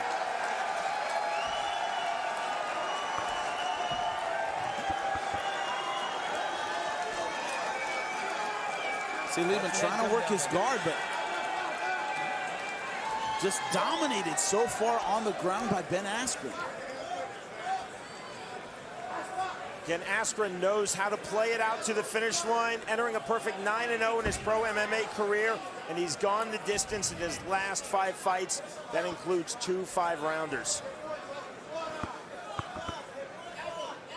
Askren seems to have the style that he could go 20 rounds. Well, if you make him grapple, he's never gonna get tired.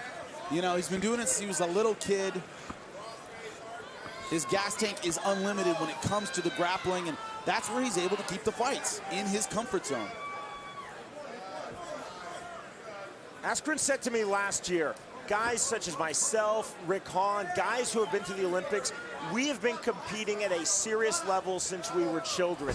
It is not a big deal for us. Even if we lack MMA pro experience, our competitive experience gets us above. He's got the heart of a competitor, the heart of a winner. He knows how to be successful at the highest levels. Now Lima's got that high guard, looking for the sweep, not able to get it. Askren taking a chance, stacking Lima, and Lima just cannot find the sweep. Gentlemen.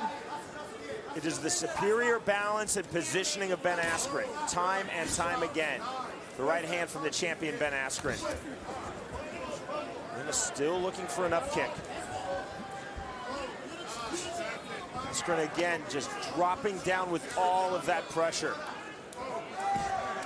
Askren puts his knee on the belly as well as any non-Brazilian that I have ever seen in this sport. And one thing is, you could put any of Ben Askren's victims in this position. I mean, looks like Lyman Good, Dan Hornbuckle, any of his fighters, and they all had, different backgrounds, different strengths and weaknesses. They all look the same in there against Ben Askren. They can't stop his takedown. They can't get off their backs.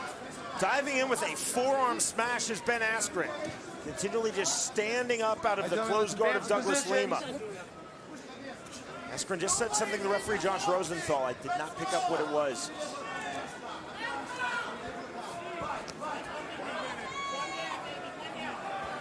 Final minute of round 4.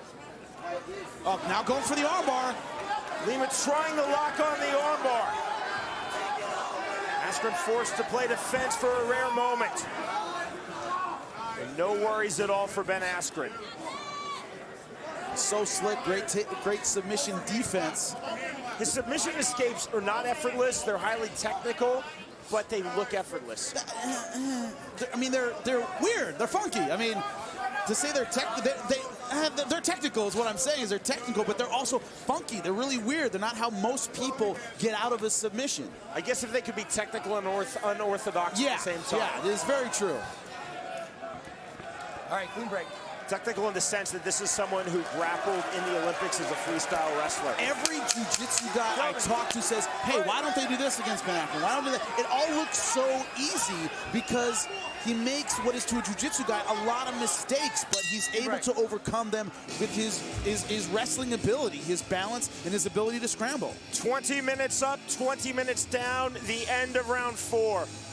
Douglas Lima passed 3 rounds for the first time in his pro MMA career. He's gonna come out of blaze trying to defeat that man, the champion Ben Askren, thus far not having much success. Let's try and finish him with a submission if you can this round. You're looking great. Good, gotta kid him. Remember, gotta keep the head movement no matter what. Head movement, okay? Head movement, head movement. What? Ganha o meio do ringue, bota ele andar pra trás, meu. Vamos botar ele andar pra trás. E outra coisa, ó, jogo de pé, velho. Entendeu? Quando você tá defendendo todas as quedas dele, cara. Tudo. Entendeu? Vamos lá, cara. Vamos lá, Douglas. Respira. Puxa tudo.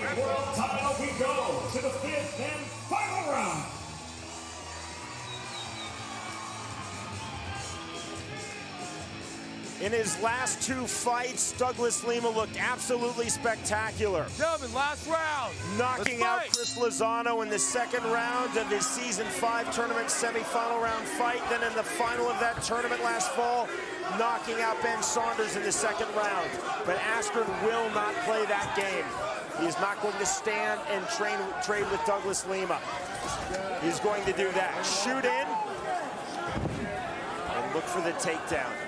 Sprawl from Lima. Watch the back of the head, Douglas. Warning by referee Josh Rosenthal to Lima for a strike to the back of Askren's head. Knee from Lima. On the outside trip by Askren. You know, in positions where most guys would never be able to get a takedown, Ben Askren gets one anyway. You think you're out of danger and he takes you down.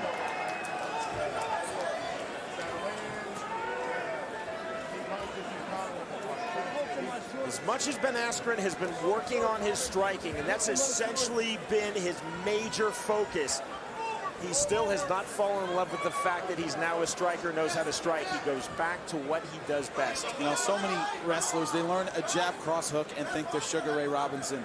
You know, Ben Askren doesn't do that. He knows what he's good at. He sticks to it. So I'm going to do it until somebody can stop me. And right now, Douglas Lima ain't stopping him. Into the 5th and final round of this Bellator welterweight world title fight. Douglas Lima versus the champion Ben Askren, and one-way traffic for Askren to this point. Askren looking to make his 2nd successful title defense. He is well on his way right now. Jimmy, how do you have this fight scored? Are you really asking me that?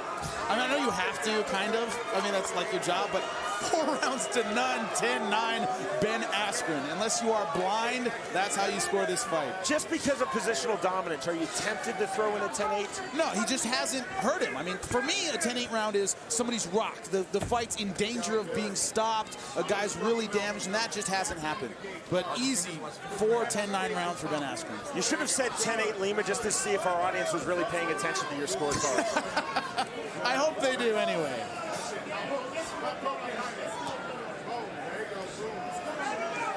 I'd love to do that. Just score it completely for the other guy and just see if anyone's paying any attention to me. I get enough crap over my scorecard, Sean, without doing stupid stuff on air. You won't in this fight, Jimmy. I will not. Almost impossible to think that our 3 province of Ontario judges sitting cage side would see it any differently. But the pacing of Ben Askren, I mean, he's fighting at the same pace he fought in the first round. And not only does he have great cardio, it's the fact that once he's in his element, the dude doesn't slow down at all. He keeps that even pace, keeps pressure on you. Guys just wilt under the pressure. Douglas Lima, perfect example.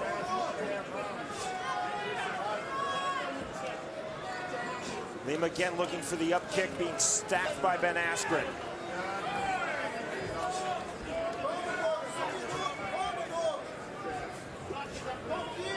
Right hand from the bottom by Lima. Right hand from the top by Askren.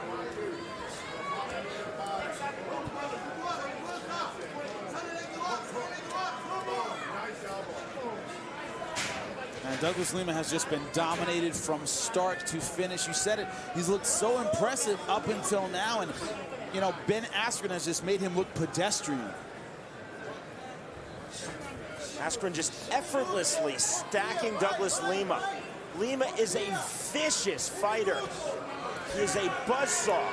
And yet Askren has seen this fight entirely his way, executing his game plan. Look at his track record. Dan Hornbuckle, a huge prospect coming into Bellator, looked devastating, looked great. Ben Askren, made him look powerless. Lyman Good, a gigantic welterweight, the Bellator champ, and then, Ben Askren just manhandles him. That's what he does. He takes fighters that, have looked so good, he draws them into his kind of fight where he is the king. Askren again showing that superior balance, standing up out of Lima's guard. And again, Lima stacked by the champion Ben Askren.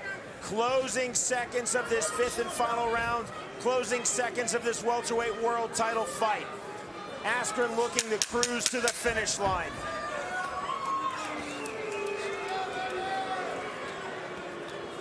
Shots from the bottom by Lima to absolutely no avail. The bell and the end of the fight. Ladies and gentlemen, for your official decision, we'll go to your judges' scorecards. All 3 judges, David Tennien, Dr. Gregory Jackson, Jason Rogers, all score the fight the same, 50-45, all for the winner by unanimous decision, and still the Bellator welterweight world champion, Funky Ben Askren. Jimmy is with the champ, Ben Askren. I'm here with your winner and still the welterweight champion, Ben Askren. Ben, you said, I'm going to work my takedown and my ground and pound until somebody can stop me. Douglas Lima couldn't stop you tonight. Not at all. And, I was told you Canadian fans like fighting. Man, I haven't seen an ass whooping that good in a long time. If you don't like the groundwork, there's this sport they call boxing. It's not as fun, though. I suggest you keep on coming here and watching my ass whippings. Tonight's tale of the tape for this world title fight. You see Ben Askren 10-0 undefeated. Only 4 finishes. Be ready for a long, grueling, difficult fight. That's what Carl Amasu has in front of him. Jimmy and I are set. The fighters are set. Here's Michael Williams. Ladies and gentlemen, Bellator MMA along with WinStar World Casino now present 5 5-minute rounds for the Bellator Welterweight World Championship. And now, introducing first the red corner at 5'11", weighing in at 167.4 pounds. The tournament champion tonight brings 16 professional victories, 4 defeats with 2 draws. Hailing from Paris, France, introducing Carl Psycho Amasu. And across the cage, the champion tonight fights out of the blue corner at 5'10". He weighed in at 169.8 pounds. In his 3rd title defense, he stands undefeated, 10 victories, no defeats, fighting out of Milwaukee, Wisconsin, the defending Bellator welterweight world champion, Funky Ben Askren. And the referee in charge of the action, Jason Herzog.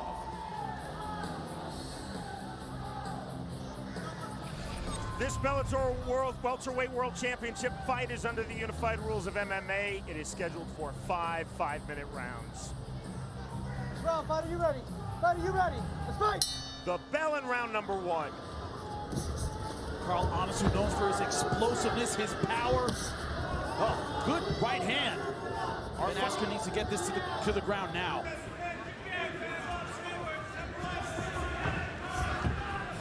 Amasu in the white trunks, the champion Askren in the black trunks.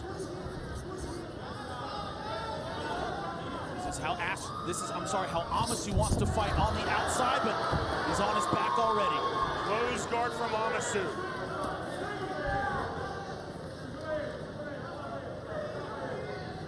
Amasu leading up to this fight, very confident in his ground game. He said, I'll submit him, I'll sweep him once he's on top. That is easier said than done. Amasu looking to be very active off of his back from close guard. Elbow from Askren. Going for the straight arm. Inverted arm bar. Rights to the rib cage.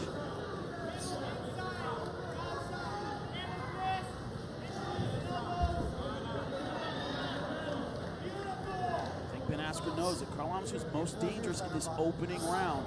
I don't expect him to do that much in the beginning. He's going to land his ground and pound. He's going to try and stay safe. Next shots from Askren. Amasu opens his guard, repositions his ankles, and closes.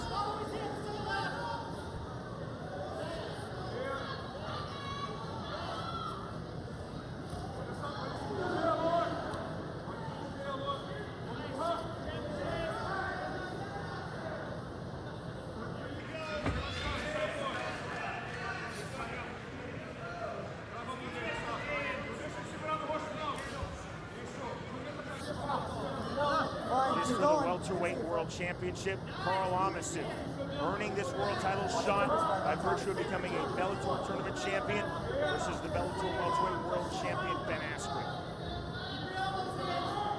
This is what so many fighters have trouble with, the pressure of Ben Askren.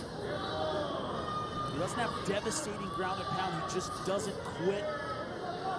Just keeps it on you the whole time.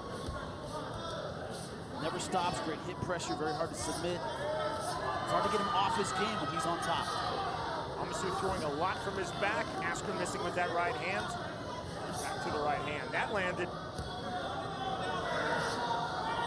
Elbow from Amasu and another.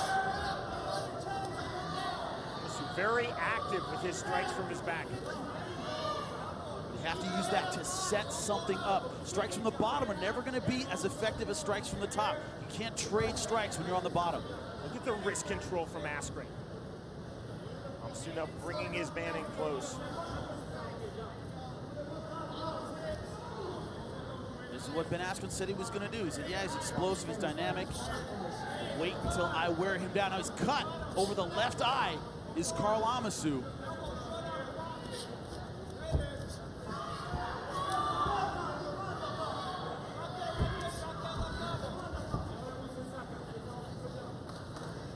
Cut in the brow.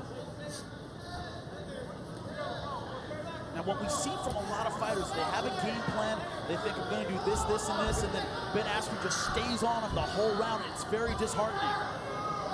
Going hard for the armbar now. Big shot, looking for the armbar, back to close guard. Amasu continuing to throw from his back. Askren with his heavily favored top game. 1 minute remaining in round 1 of this Bellator world title fight.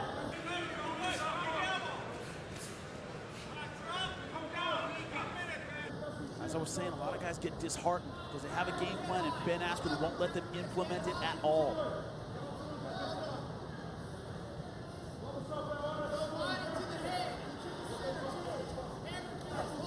You know, I like what I'm seeing from Ben Askren in terms of his ground and pound.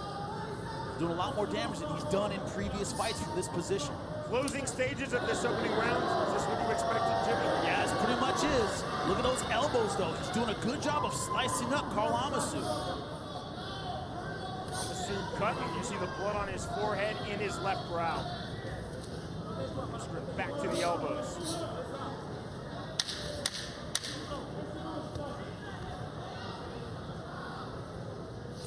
Amasu sticking to the closed guard, and Askren holding his top position. Just watch your fingers, Ben, when you're pushing on his face, okay? Right by his eye. Be careful. This is the shot that opened up the cut above the eye of Karl Amasu. A short elbow right there. And then you see him targeting it later. Same thing, right elbow over the top. Look for him to work that the entire fight. Round number 2, scheduled for 5 5-minute rounds. This fight for the Bellator welterweight world title. Jimmy, how did you score round 1 as Amasu misses that head kick? 10-9, Ben Askren. Right hand by Askren. Content to stand here in the opening stages of round 2. No, he's not. He's coming in for the takedown. I think you may have heard me on cue. Ben Askren on the bottom. We don't see a lot of this. A closed guard from Askren. Big wide base from Amasu. Going hard for the heel hook. He's rolling for it. That's how he finished Brian Baker. If he doesn't tap, keep rolling. That is inverted. Big trouble here. Nope. Back to the regular heel hook. Amasu locked it on and was talking to referee Jason Herzog. You cannot do that. The opponent's not tapping. Referee's not going to stop it. I don't care what popping you hear. Askren didn't seem troubled at all. A big mistake by Karl Amasu. Almost surreal as Amasu was talking to Herzog. Break it. Don't worry about what the referee's going to do.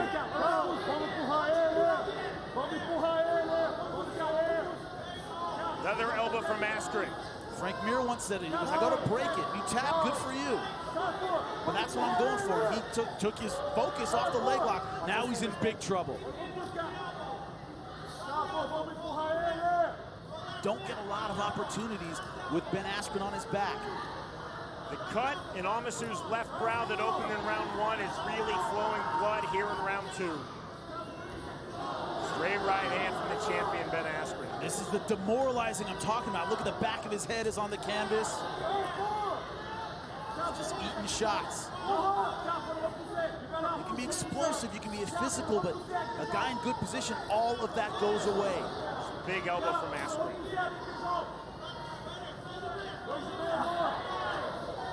More elbows from the top than we've seen before from Ben Askren. Yeah, much improved ground and pound from the champ.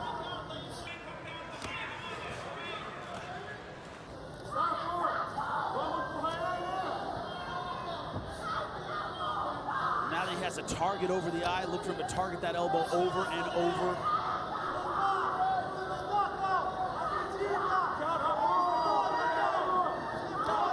It seems like guys, you look at him every time we've seen Ben Askren fight, and they look shocked that they're on their butt the whole time. Even though it happens to everybody else, it's not going to happen to you, but it does. You know, it's that same look of frustration on every opponent's face that faces Ben Askren.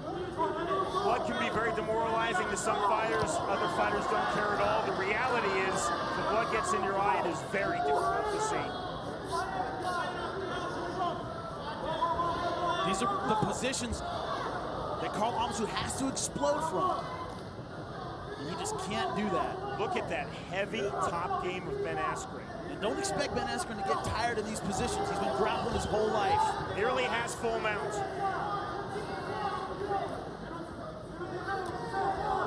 More right hands from Askren. And Ben predicted a second round TKO.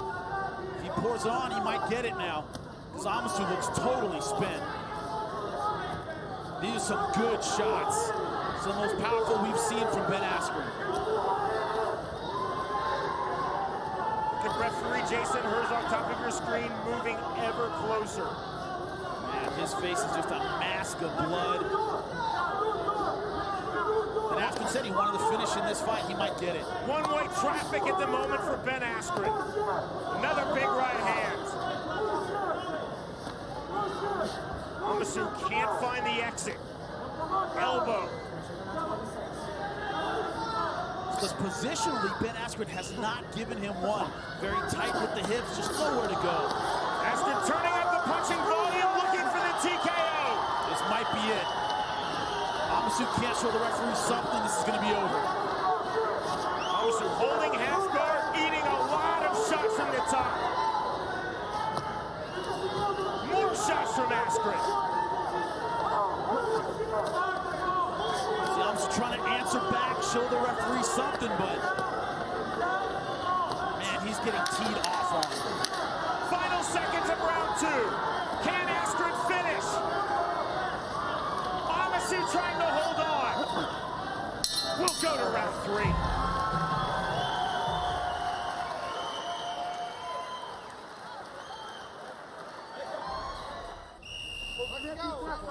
Doc, just stay here. Let's go, guys. Help them. Help them out. Time. This is the 23rd pro MMA fight for Karl Amasu, and this is just the 5th time in his career that he has gone to the 3rd round, never past 3. I've never given him a 3rd round in a fight. Cardio has been an issue in the past. Right now it's okay. If it starts going down, we're going to stop.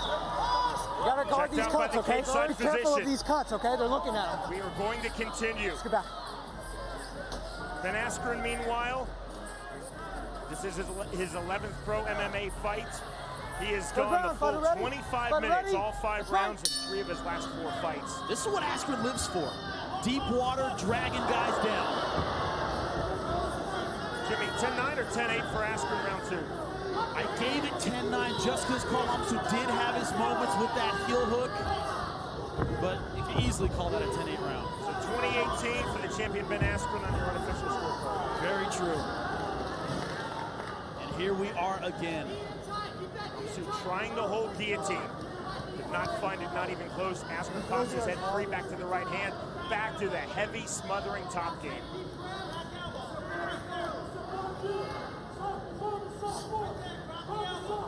That was the one knock on Ben Askren. He was great positionally, but didn't do a lot of damage with his ground and pound in previous fights. I think that's a gap he has worked very hard to fill. I'm impressed with his ground and pound this time around.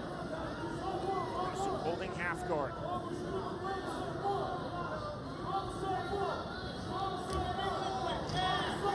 This is the kind of thing that wears you out. Carrying another guy on top of you, and it is killer. Ben Askren, so much heavy top pressure, just squeezes the life right out of you. On the ears, fighter.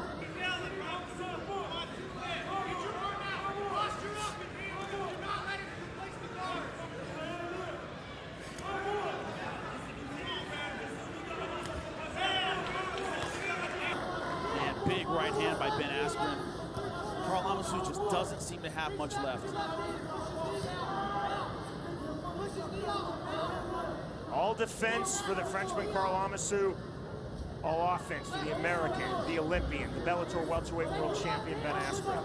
And this is as good as I've ever seen Ben Askren look. I agree. He's just putting it on, Karl.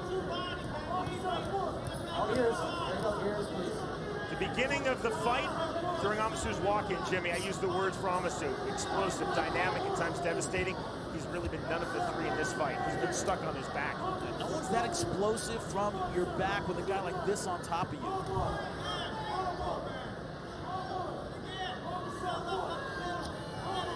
Amasu cut in the left brow in round 1. Blood's been flowing freely ever since. Yeah, I don't see the doctor letting this continue.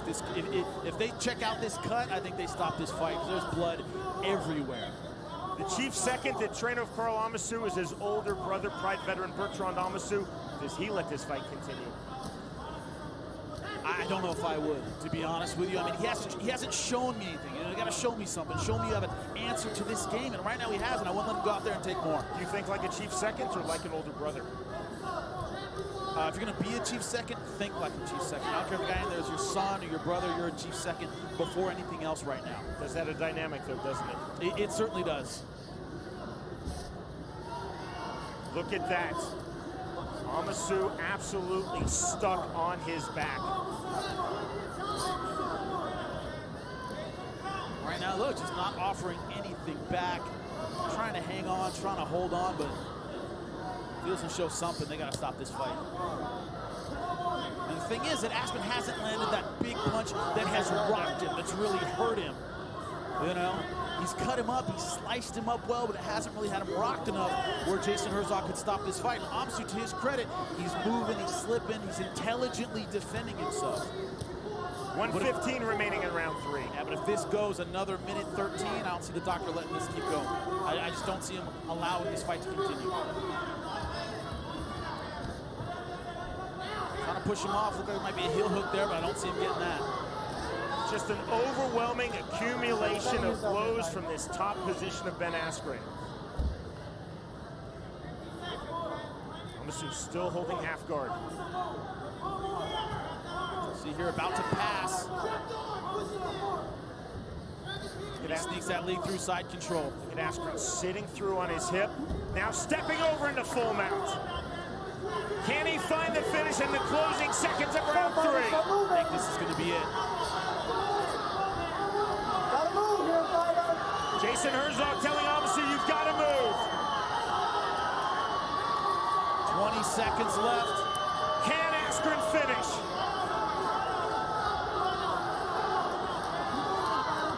Amasu still throwing back. Final seconds of round 3. Will we have a round 4? And we will.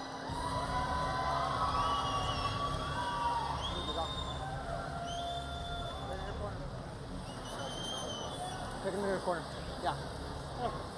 Hey! I need you to look at him. You're going to want to look at him. Yeah.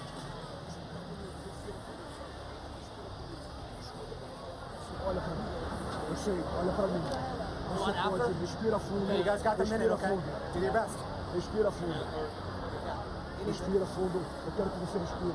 A gente tem que repor essa guarda. Olha pra mim. Não, não, presta atenção. A luta não vai pro chão. A luta não. Você vai ficar em pé com essa luta, Cal. Cal, você vai pôr essa luta, manter essa luta em pé. Cal, você vai manter essa luta em pé, Cal. Comment? Déplace-toi, déplace-toi, déplace-toi. Déplace-toi, mon frère. Calme, ça va aller?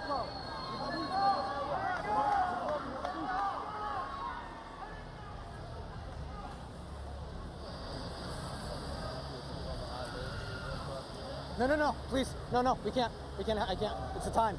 Yeah.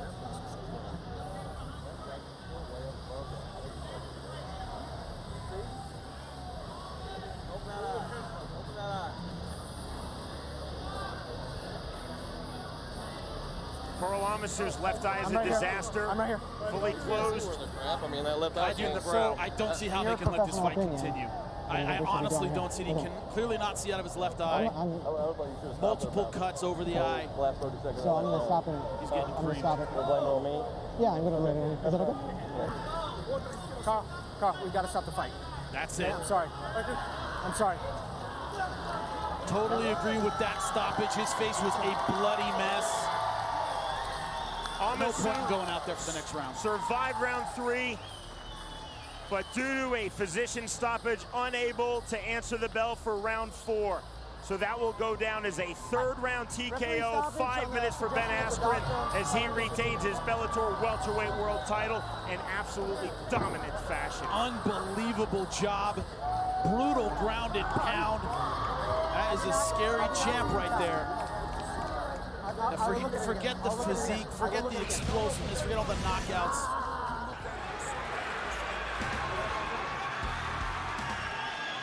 Look at this display. On top, ground and pound from beginning to end. Karl Amasu opened up so badly. And just great ground and pound by Ben Askren. That positional dominance we've always seen from Ben, but he turned over his elbows beautifully throughout this fight.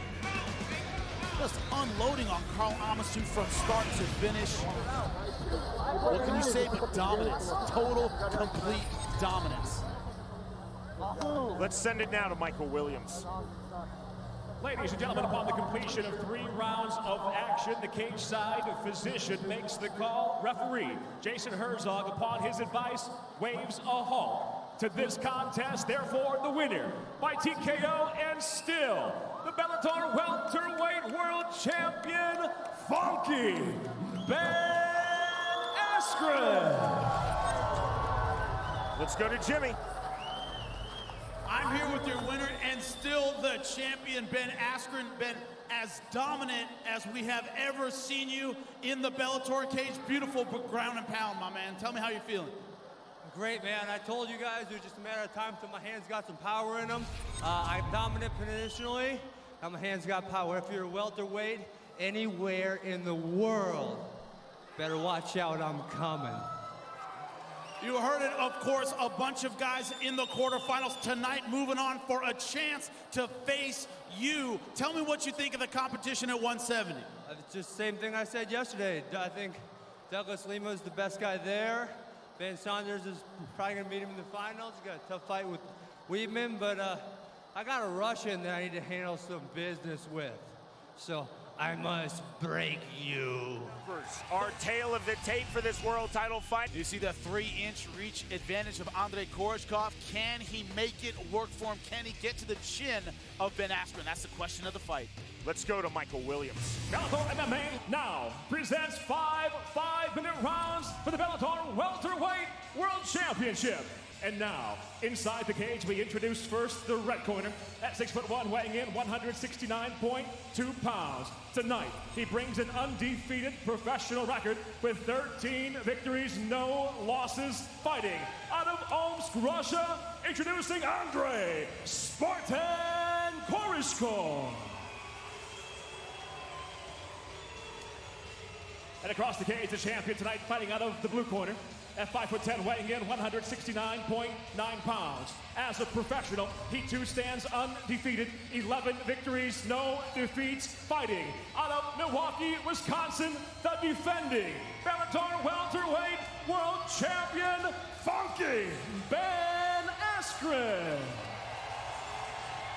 And the referee in charge of the title fight, Jason Herzog. Fighters, we've gone over the rules in the back. This is for the Bellator welterweight world championship. Fighter, blue fighter, there are no questions from you. Red fighter, there are no questions from you. Touch gloves, come out ready to fight.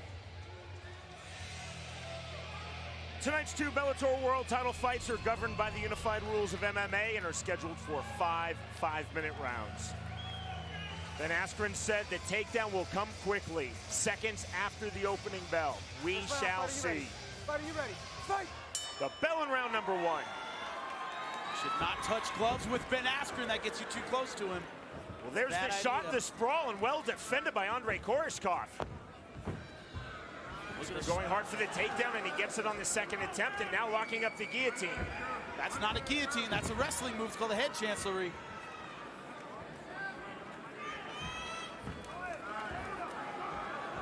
Locking up both arms. He could break his shoulder with this, Sean. It's a Greco-Roman move, but now has a hook in. Man. Koreshkov rolling to his back, and in doing so gives up full mount, now sitting up. Now that's a guillotine attempt, Jimmy. Still got to lock the hands. It's a cradle now. You're 0 for 2, Sean, but that's okay. Going for the cradle.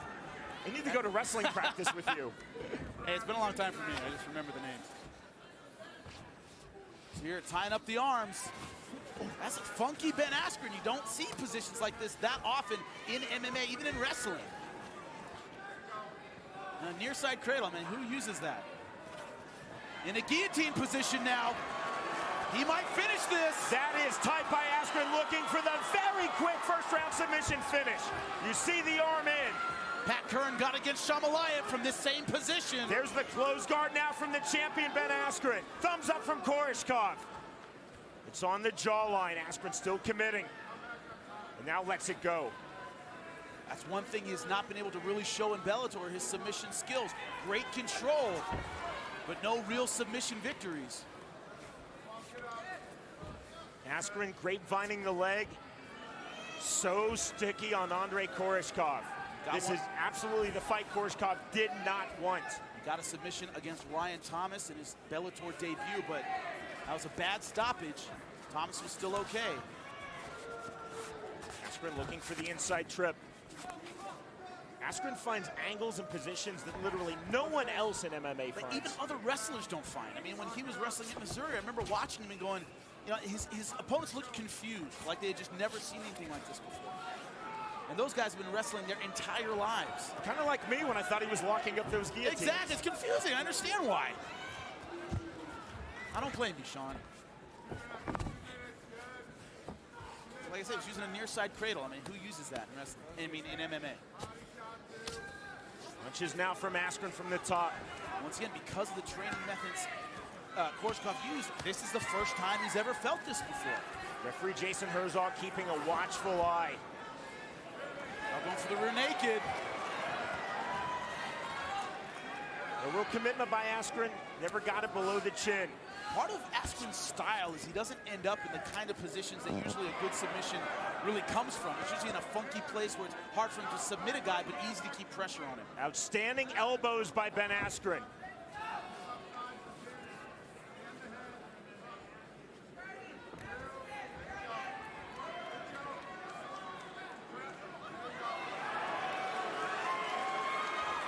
Askren again looking for the first round finish. Right now at home, 82% of you think that Ben Askren's winning this fight. Who are the other 18%? I don't know. But Askren is all over Koreshkov right now. But you saw with that rear naked, he went for it, didn't get it, switches to something else. That's more of his style. It's more chain grappling. That's what he's better at. Askren both hooks in. Koreshkov not only wanted to keep this standing, he wanted distance in his striking. He's got luck against Ben Askren. Askren just won't play that game. He won't. It was a big mistake touching gloves with Ben Askren, letting him get that close to you. Should have been on his bike throwing jabs from the beginning. And I love sportsmanship and everything, but I would not let Ben Askren that close to me. Koreshkov finding himself defending submission attempts, trying to mitigate the damage on the bottom from Ben Askren and desperately trying to get to his feet.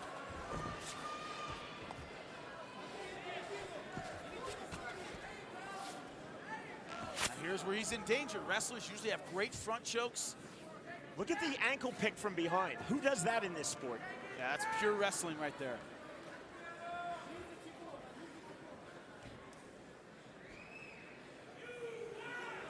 Look at the top pressure from Ben Askren.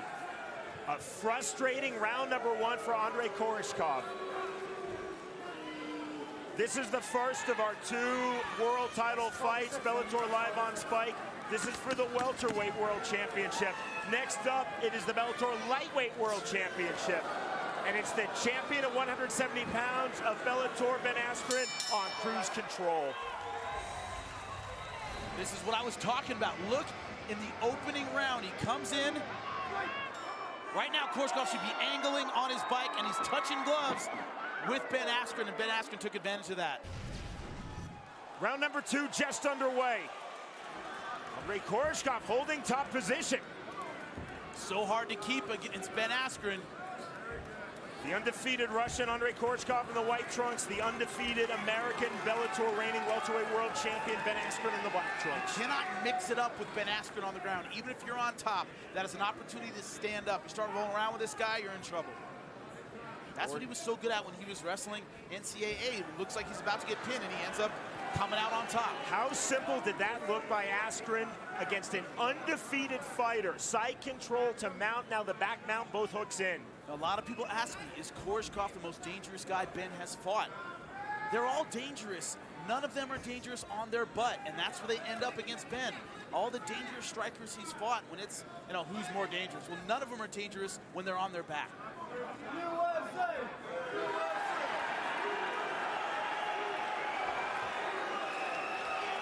I don't know if you missed that. He just sat up and chanted USA to the crowd. Both hooks in again for Askren. If you've ever wondered why his nickname is Funky, and that came from wrestling, not from MMA, you're getting a very good example. Again, it poses the question, who does this in MMA, in wrestling? He's just so confident right now. He doesn't feel that there's anything Koreshkov can do to him. And from here, he's right.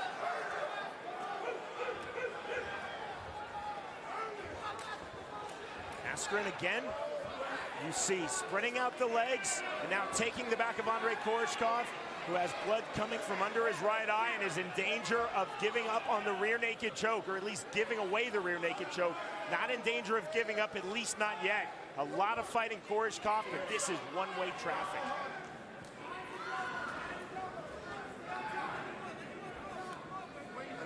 You know, it's funny, as a jiu-jitsu guy, when you see Ben Askren's style, it's almost like he wants you to keep rolling around. He wants you to keep moving. He doesn't keep his opponents from moving like a jiu-jitsu guy would, you know, really put the hips in and stop his opponents.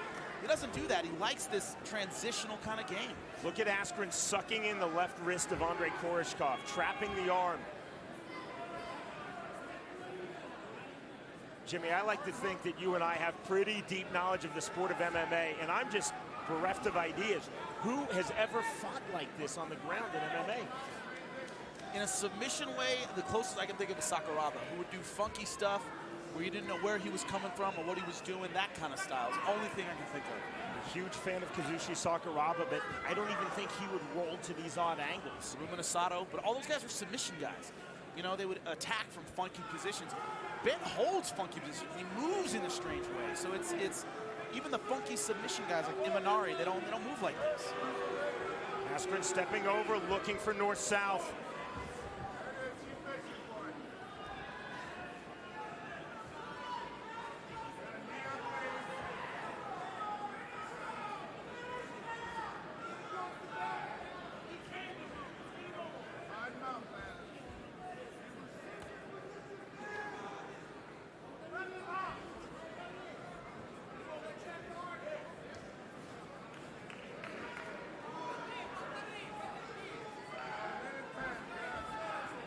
Ben Askren really just mauling with his top game, Andrey Koreshkov.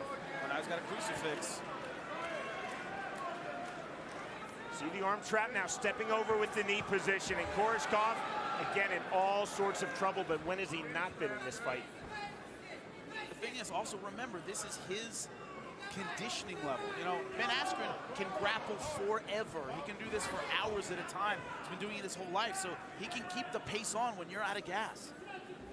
When I first met Bellator's Ben Askren, the start of season number 2 in 2010, he said, I'm not weightlifter strong. He said, but from wrestling, I can grip on and I can hold you all day. Yeah, grappler strong. If you haven't felt it, it's like nothing you've ever felt in your life. When they get a hold of you, man, you're not going anywhere. From the crucifix, you see the punches of Ben Askren. It's almost like a heavy-handedness in boxing. You know, it's one of those things that's really hard to teach. I mean, he's been doing it for years, but that natural grip strength, he's got it. You saw the pass from half guard. Koreshkov trying to bridge out of the side control of Ben Askren and finding no joy. Andrey Koreshkov has found absolutely no joy in this fight thus far versus the champion, Ben Askren.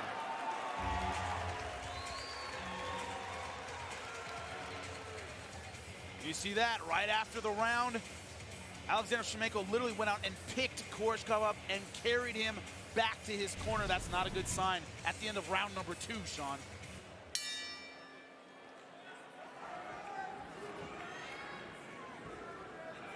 And in the least suspenseful moment of the night, how do you think scored? 10-9, both rounds. All you could argue is, are they 10-8? I just haven't seen that kind of damage. He hasn't been close to stopping the fight. That's what I look for in a 10-8 round. Look at the somersault position from the back for the world champion of Bellator's 170-pound division, Ben Askren. Again, we talked about it at the top of the fight. Andrey Koreshkov, a native of Russia, one of the greatest wrestling countries in the world, electing not to bring in a single wrestler into his training camp for this fight. Jimmy, you questioned that pre-fight and see why. Questioned it pre-fight. You see that shell-shocked look on his face, like what is going on here? Ben Askren simply will not play a striker's game. No, he won't. Why should he? He's very honest that his striking is not at a top level, but he thinks that his wrestling is as good as anybody's or better than anybody's in the sport of MMA. Don't ice skate uphill, man. If you have a method that can beat your opponent, you take it. And that's what Ben Askren has. That's what he's confident in. At no time has referee Jason Herzog been close to stopping this fight. This is dominance and it's attrition. There haven't been those big blows from Ben Askren. Now that's a criticism of Ben Askren's style. He's very busy. I mean, a lot of people claim he's boring, but he's busy. He's always active. He's just not a big puncher. He's not very heavy-handed. So, you know, a lot of, just like this. Has the mount. Pat punches, but 1,000 of them hurt. Again, sucking in the wrist. Would you rather be punched really hard 10 times or punched like that about 1,000 times in a fight? Hey, at least 10 times you get knocked out and it's over with. I know Ben Askren guys have to go 25 minutes of taking pepper shots to the face. We saw it in the Amasu title defense. We saw it in the Lima title defense, and we're seeing it now versus Andrey Koreshkov. With Amasu, he really turned over his elbows and really put a hurt on Amasu and got the stoppage. This is vintage Ben Askren. I will tap you in the head for 25 minutes until I win the fight. Still to come, our second Bellator world title fight of the night. This for the lightweight world title of Bellator. You see David Rickles versus the champion Michael Chandler. You see here going for the neck crank, but you see when he goes for the submission, when he goes for the finish, those little technical deficiencies come out. He hasn't been doing jiu-jitsu that long. He's a brown belt, but he told me he's only been doing jiu-jitsu 2 years. You see those little tiny deficiencies when it comes to a submission attack. Great position, you know, great hips. He's been wrestling his whole life, but those gaps are why he doesn't finish. We haven't seen his submission finish in Bellator, a legit one. Blood pouring from under the right eye of Andrey Koreshkov, mounted again by the champion Ben Askren, who's turning up the volume now. And Koreshkov has just offered nothing this entire fight. In Ben Askren's last title defense versus Karl Amasu, it was actually a physician stoppage between rounds 3 and 4. It wasn't stopped during the fight, but it was the attrition of those blows that Amasu took over 15 minutes. And remember, Ben Askren goes the distance in almost every fight. Karl Amasu, his first stoppage in Bellator. Andrey Koreshkov has only gone the distance twice, and those were both 15-minute fights. And never past 3 rounds. Ben Askren, by contrast, has gone at least 15 minutes in his last 7 fights. You think he's going to get tired? Think again. Ears, don't hit him in the back of the head. Warning to Askren by referee Jason Herzog, punches to the back of the head.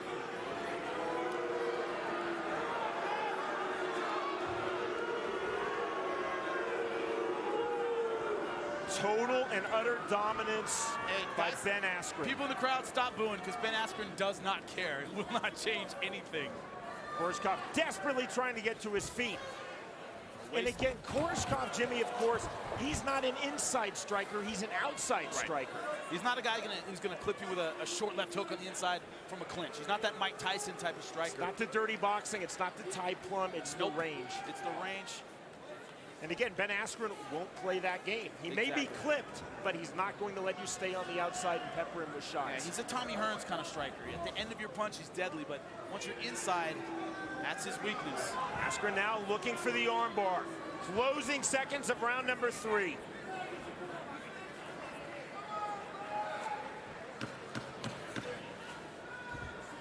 Ben Askren looking every bit the undefeated world champion of Bellator's welterweight division. Now looking up to the crowd, there's the bell.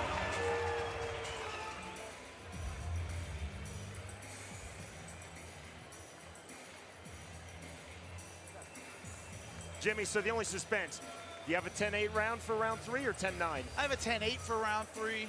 You don't sit up and look at the crowd and wave at them. It's not a 10-8 round, I'm sorry. That's dominance. And the accumulation of damage is starting to get to Koreshkov. So we're getting in fight stopping time. Into the championship rounds. There's the shot from Ben Askren, the sprawl from Andrey Koreshkov, and Askren walks right through the sprawl and into side control. No guard there at all.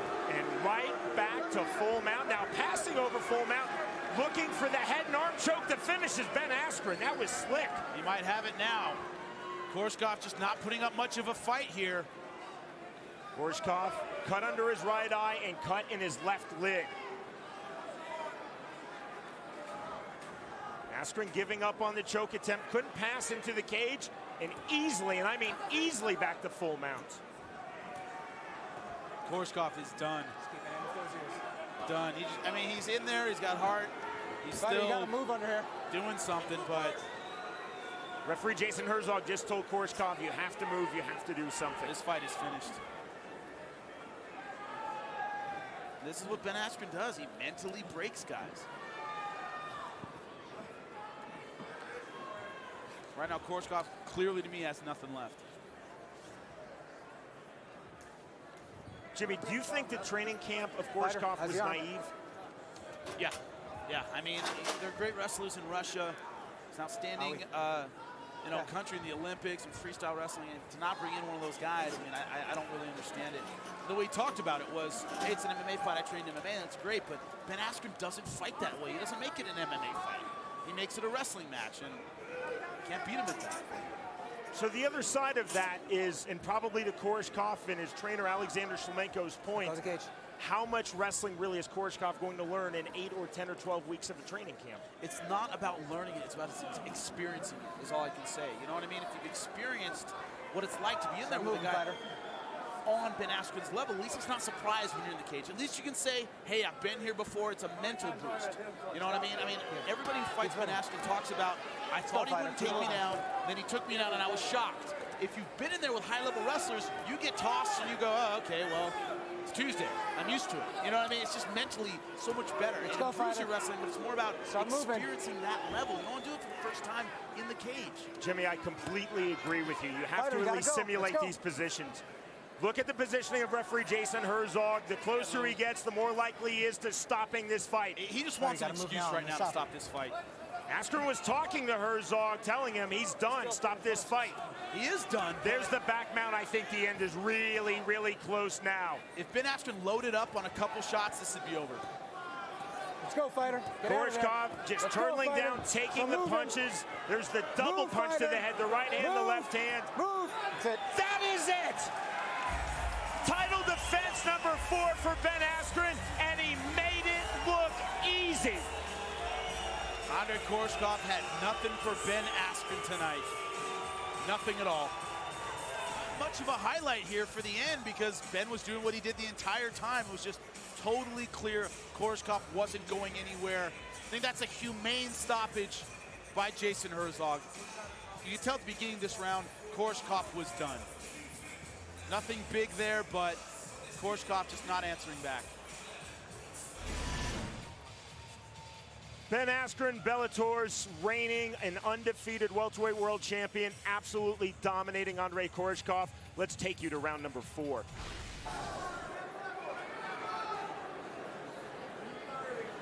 How many times are I going to hit him until I stop it? Keep footing. Let's go, fighter. Keep moving. Ben Askren in such control can have a conversation with Jason Herzog asking, what more do I have to do? He certainly did enough to get the win. Here's Michael Williams.